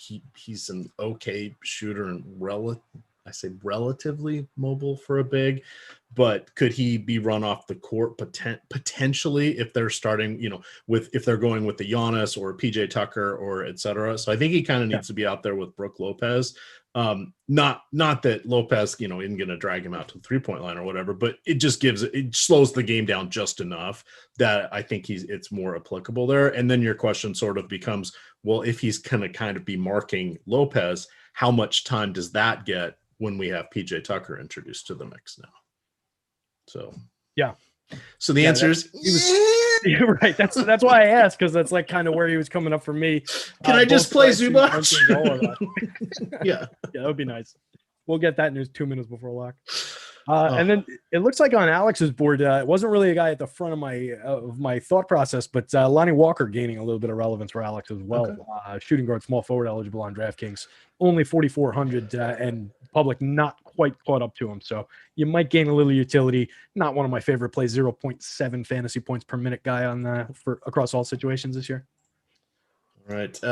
Normally this would be money time, but we don't have Chris Spags, and we don't have 500 likes yet. We're in around 300. So I'll split the difference with you. Get us to 450, and I'll give you the run, the popularity run, the ownership run here, in about 5 minutes or so, if you guys can get there, because we should have another update as we start to assimilate what some of the other metrics are going to be as they come in there. So it'll be a little bit more accurate, but hit that like button for us. Come on. And that subscribe button, by the way, we're at 52,700. That's 300 shy of 53,000. I'll take a small victory for that milestone if you guys can get us a couple dozen more going into there. Super chat from Justin Bruce before we get into our next game. DK, single entry GPP, Oubre and Middleton. This is a 2v2, or Draymond and Wiggins. Draymond and Wiggins, I think. Okay. Right. That will be the more jump over to it. It's more popular for sure. What type of game was it? DK single entry tournament. Single entry tournament. All right. It was Draymond and Wiggins, Oubre and Middleton. I did like Middleton on that slate. I think it's still just based on how much they're coming up optimally. I think it's probably the two Warriors, Draymond and Wiggins. And you are getting still pretty positive leverage mark on Draymond, at least as of our last update. He's still coming in, 8 percentage points or so below where he should be owned. So you're gaining a little bit there, but that'll probably catch up as we get close to lock. But I still think you're gaining just so much in terms of how frequently optimal they'll be that's probably your play. Get different somewhere else, though. Make sure to bake in some kind of ownership change. All right. Let's see. Another 50 likes here, and we'll get you that ownership there. Some people don't like my Jakob Poeltl analysis. That's okay. I'm guessing here. I don't know what's going to happen. This is one of those things where we could see a ripple effect and things could change. There could be enough people missing where Pop is just like, we're gonna, we're shorthanded. We're just gonna run you out there, etc. That's my lean on it. That doesn't mean I'm not going to play him, but that means I'm going to come in probably half of the field on Poeltl. So that's an interesting stand on a slate of this size, because everybody's sort of garnering ownership, and you can make your stands both by going over as well as going under. And I usually like to do it for about the top 30 or 40 players. I like to sort them by point per dollar, and then I adjust by hand manually, going in and deciding if I want to go over or under. I like to run it on raw points, and I like to run it on overall popularity. And then I can kind of go from there. And then if I need to, I'll start using on Fantasy Cruncher. It's the optimizer I'll use the little thumbs up, thumbs down. Each one of those is 8% onto whatever the projection is. That way, if I upload projections again, I don't override any of my adjustments that I made to projections, which is always a risk. So I do want to point that one out there. All right, we're on to our final game. If you had to guess, do you think I would lean towards Paul George or Kawhi Leonard tonight? I think you're going to lean toward Paul George, even though we're all still angry at him. We're all still a little bit sore about what he's done to us in some recent contests. I think that's still the play, though. I think you're good enough that you take that kind of consideration out of things and focus on the numbers and what the play looks like for tonight. I do, and clearly you could not choose the glass in front of you. Because, so even though I made a joke, so I'm wearing my Kawhi shirt, the I'm a fun guy shirt. So I'd have had this shirt before he had that quote, but so I thought it'd be, this one, it's laundry day, by the way. So this one popped up in the deep recesses of one of my drawers. So I thought, this is a good time to break it out. But I agree. I'm still leaning towards Paul George. The price, it gives him a discount. I think it's like $800 or so going from memory here on DK. It's right around 1,000. It's not 1,000, but it's really close to it. That has me leaning a little bit more towards Paul George. But now that we've lost Ben Simmons, Kawhi is probably going to be one of the other recipients of the raw points chasers, which we should be on a short slate. Raw points becomes a much larger factor, which means what is the actual fantasy output going to be? Do you want to play a small Jack who may see 7 fantasy points tonight, 11 fantasy points, or do you want to put somebody, and what does that get you? Or do you want to go up a little bit and see what you can get from there? So I think the money is going to be a big issue tonight, or the salary cap flexibility there. So Jason Sperry, welcome to Team Awesemo. By the way, I haven't seen one of those messages before. All right. Lord. What would you like to discuss from the Clippers? I mean, definitely, Paul George, like I said, is one of my top plays overall on the board. He's underpriced, so it just makes sense to roster him like crazy and just ride it. And just be uncomfortable with it if it makes you uncomfortable. But I think the Ibaka Zubac decision is interesting. And if we get the news that Ibaka's out, Zubac becomes another very important piece of value. Somebody's like leaning on their horn right outside my window. I don't know if you guys can hear that, but apologies. So I think Zubac will take a nice leap in terms of our optimal lineup rate, our boom score probability, all these different things if we find out Ibaka's not out there.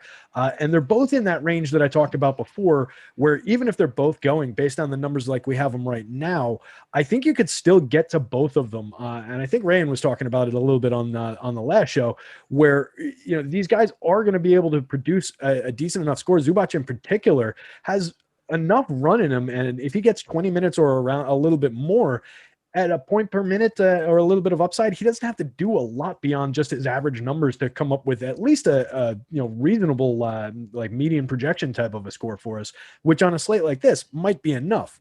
So those guys fall into that range of just like mix and match type plays anyway. But Zubac really takes the jump if Ibaka doesn't go. Yeah, I've zeroed out Ibaka, and I will just deal with it if he ends up playing. Is the way I'm doing this. Meaning I'm going to default with Zubac. Yeah, and then for those lineups, I'll have to decide: do I keep it? Do I adjust it? I'm thinking probably about half those lineups they'll all have enough flexibility or multiple players where I can do some 2v2s, 3v3s. Some of them, because we don't have that many games tonight, I may just be locked in.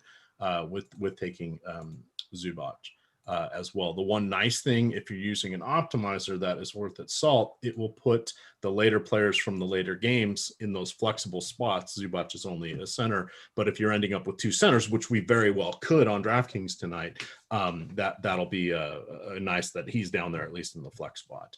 For that one. Mm-hmm. All right, we are pretty close to our 450 likes. We're at 436. Guys, fire that up.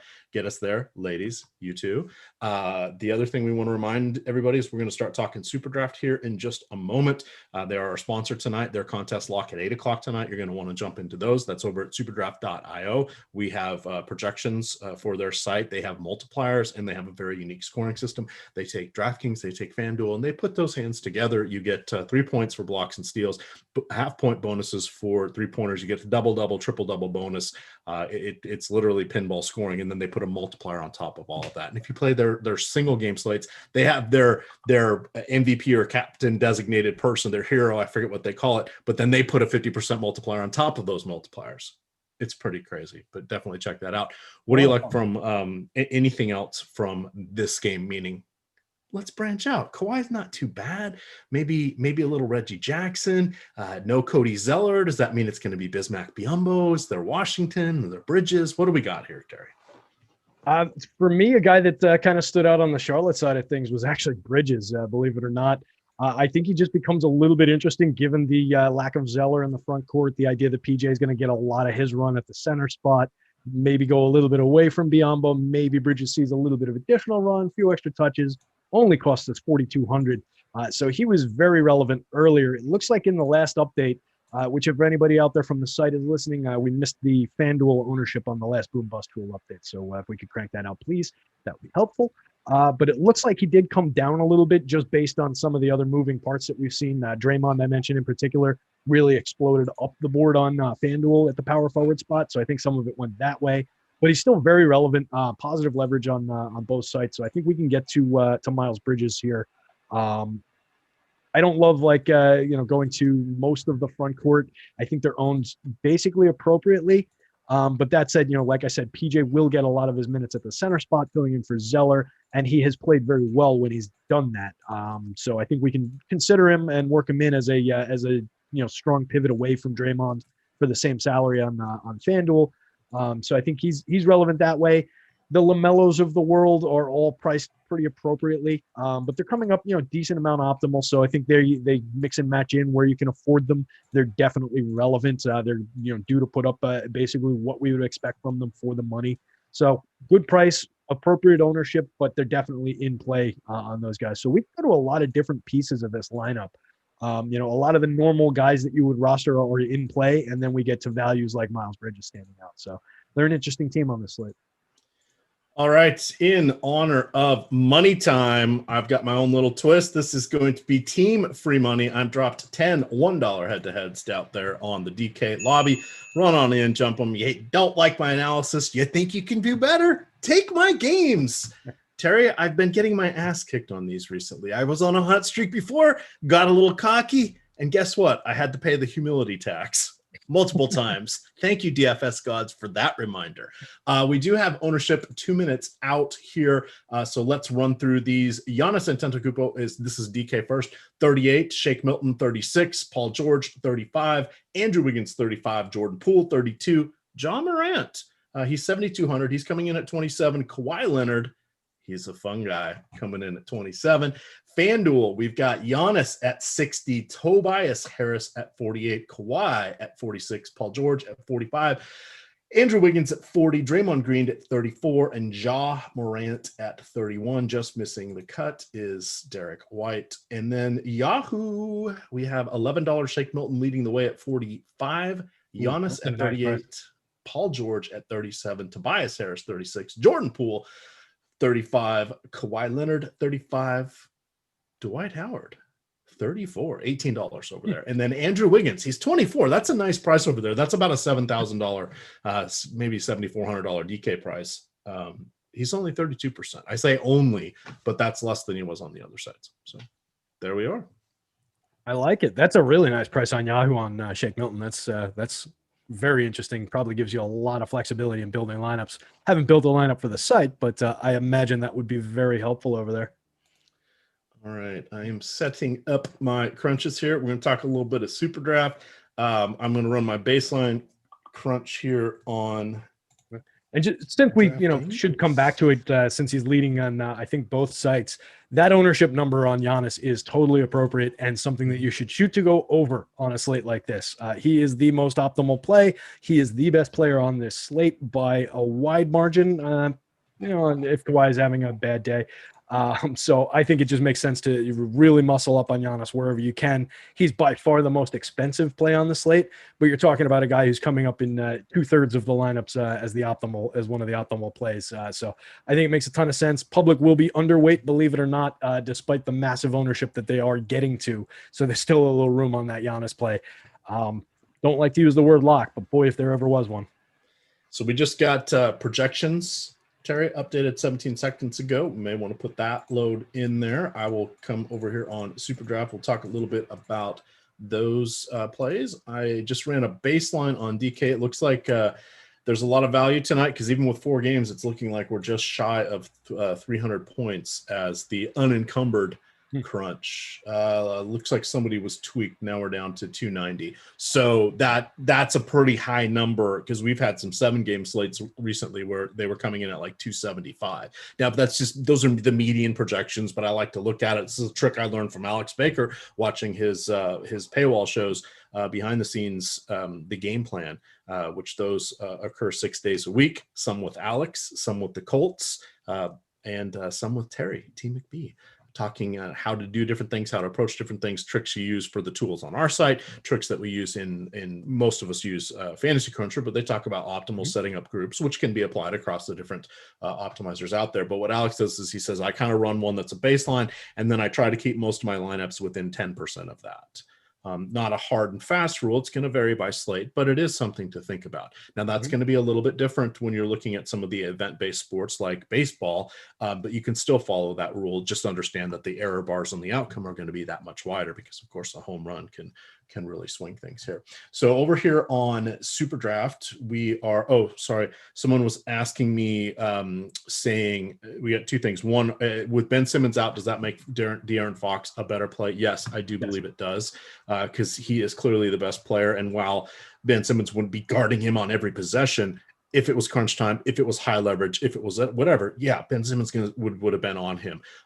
It probably mitigates his much higher salary that he has on DK. It makes him kind of mentally knock 10% off that. We'll still have to pay it, but that's now his baseline projection should probably come up about 10% from whatever we were doing, now that he doesn't have to deal with Simmons. The other question was single entry on DK, and this applies for any single entry. Do you want to start with Tobias? I mean, you mentioned Giannis, but do you want to go away from the field on Tobias Harris, who's somebody that, he's in his 4 of his 6 best games this year have been when 3 of his best 6 games have been when Embiid's out, and 3 of them, or all 3, I think, were 49 or 50 fantasy point games.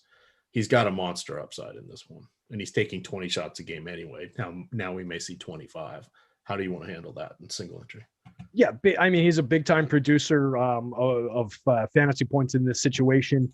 He jumps from a 1.12 mark across all situations throughout this year to a 1.23 fantasy point per minute mark. That's a big jump with both of these guys off the floor. So definitely, Tobias is one of the best plays on the slate.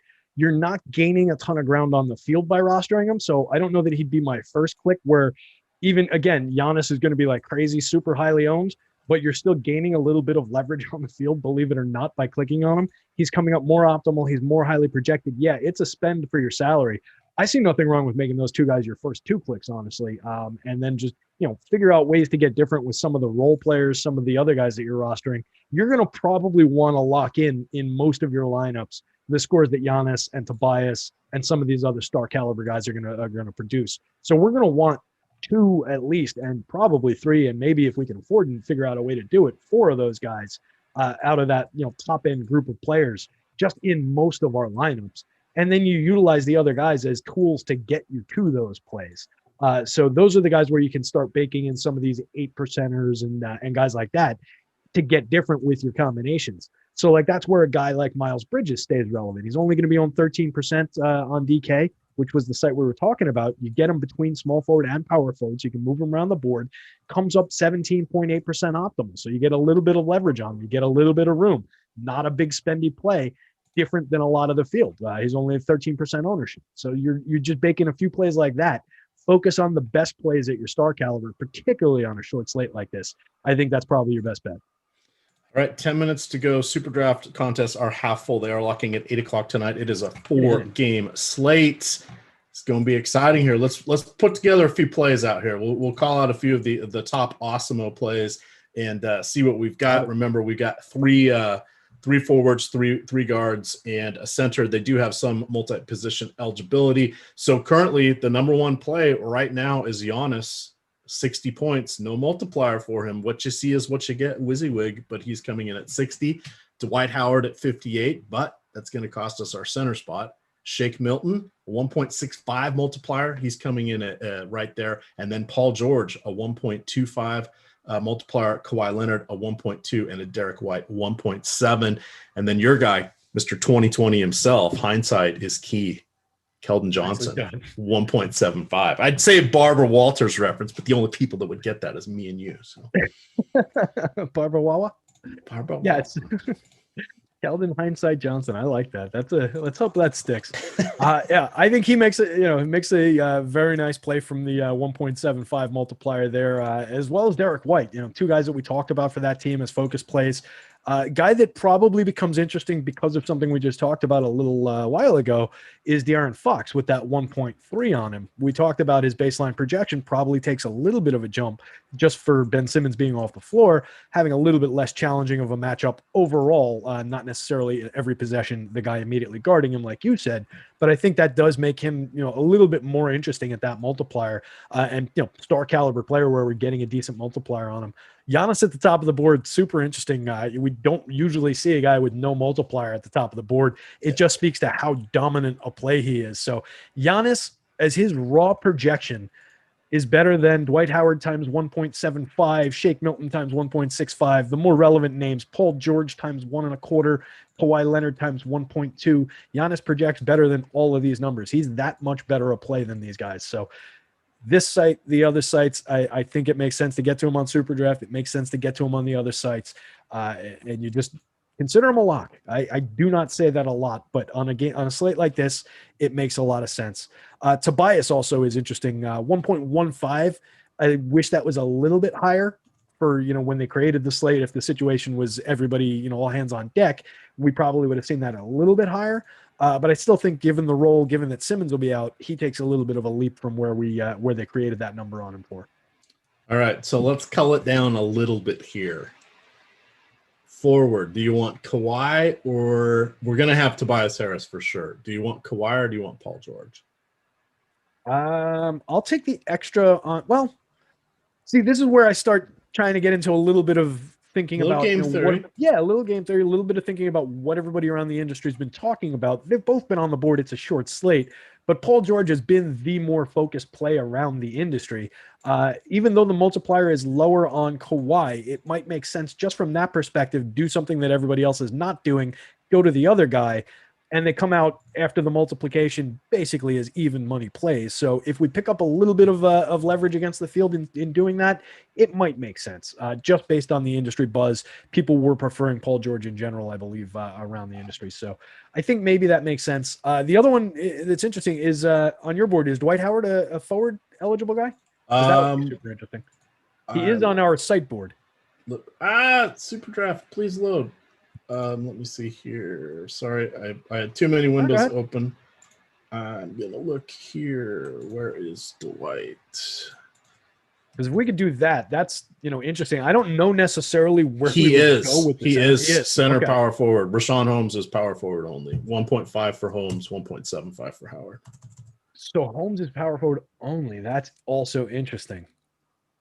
Wow. So those guys combine in just, very interesting ways. I don't necessarily know that we would want to use Dwight at the forward, despite the ability to, because then you're going, decent little ways down the board in searches like Joe Val as your next highest center. And he's a 1.35 multiplier, but comes out like, a solid 10 points below some of these other plays. So that's interesting. It might make the most sense to use Dwight at the center spot, despite having that ability to put him at a more interesting position. So here is an interesting one. Please rank Derek White, Shake Milton, Jordan Poole. No site given, but I would say Milton, Poole, and then White. And I'm nervous that I'm leaning or that I'm going away from White. Yeah, I might put White in the middle. With Milton on top. Okay. I think that's the way I would go. It's close though. I mean, those guys are all, very relevant plays to this slate, and the White and Poole is very close. I think Milton is on another tier based on what we know. Yeah, let's see here. I'm gonna hey, where's lineups in. Is Maxey on the SuperDraft slate? Max 175. Yes. I'd rather like any of the other guys. I'm not a big post multiplier though. Just a guy I'm trying to think of guys whose situation might have changed with some of the news we've gotten. All right. We talked about PJ. Let's copy our lineups over. Let's export and let's upload. There you go. Because we have real American dollars in play here. And I'm playing cash games. This is what happens. I have 3.5 minutes left, Terry, to get these uploaded here. I have not selected a cash game lineup, but I will do that right now. Any other thoughts? Who terrifies you that you do not have enough of? For me, it's going to be Derek White. I would definitely be worried if that was the case for me. I'd be curious about where I would be on the center spot on FanDuel. I'm actually taking the night mostly off. I just threw one lineup in that I hand built on the game plan show earlier in the day. I was focused in on baseball today. So I would be very curious though where my FanDuel center ownership went. And that kind of ties into what we've been talking about on the SuperDraft slate, where I just think there's some really interesting center plays on the board. And one of them that jumps out to me that does stand above who I just mentioned before, Joval, is Brook Lopez. I think he was relevant on the two other sites as well. And I talked about him on the game plan show a little bit. He was getting positive leverage, but particularly for SuperDraft, where they're not going to have much front court opposition for him in general in that San Antonio squad. 1.7 multiplier. That he could get out on that number pretty quickly, and it projects out well. He's middle of the top end, down the board a couple from our superstar type players, but post multiplication he's right there with the Chris Middletons. He's better around the Wiggins play. De'Aaron Fox is right in that range. Draymond Green, so he's definitely in play. And that might be the best site to roster him on. But I'd be very curious where my center ownership fell, because I was wanting to get to some Brook Lopez on FanDuel.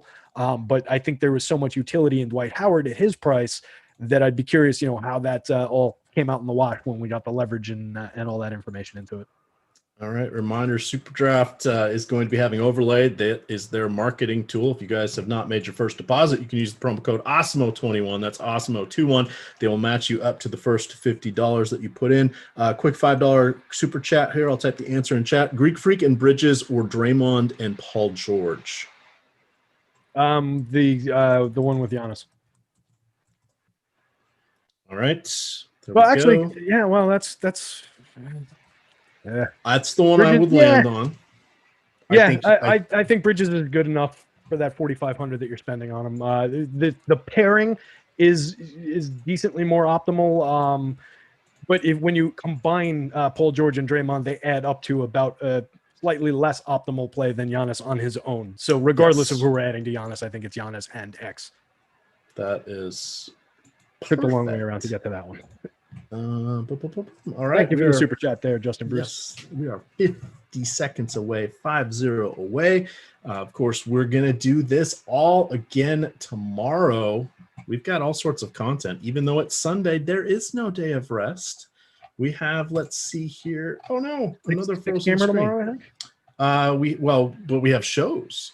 At 10 a.m., we have the NBA Strategy Show with Josh Engelman and Rinpack. 11 o'clock, you're going to get college basketball live before lock. I love saying that. You guys have been killing it. Ben Rasa, Matt Gajeski.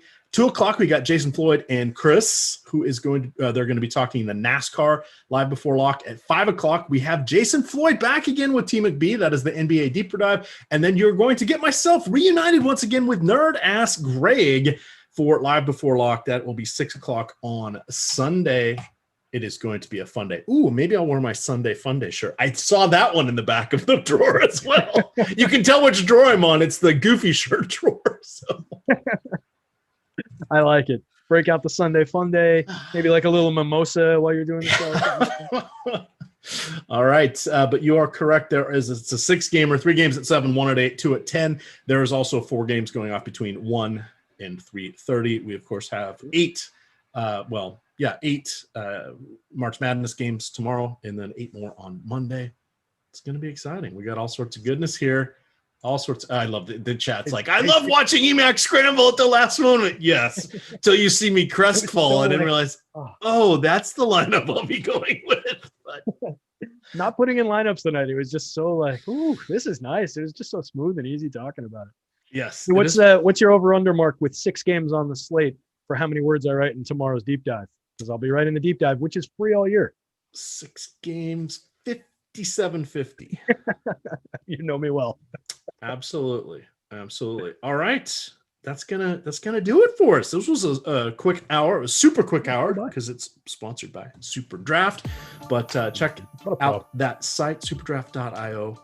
Download the app in the App Store. You can follow Terry on Twitter at DigitalB21. I am at EMac DFS. And of course, it is Awesemo_COM. With that, gamers, good luck.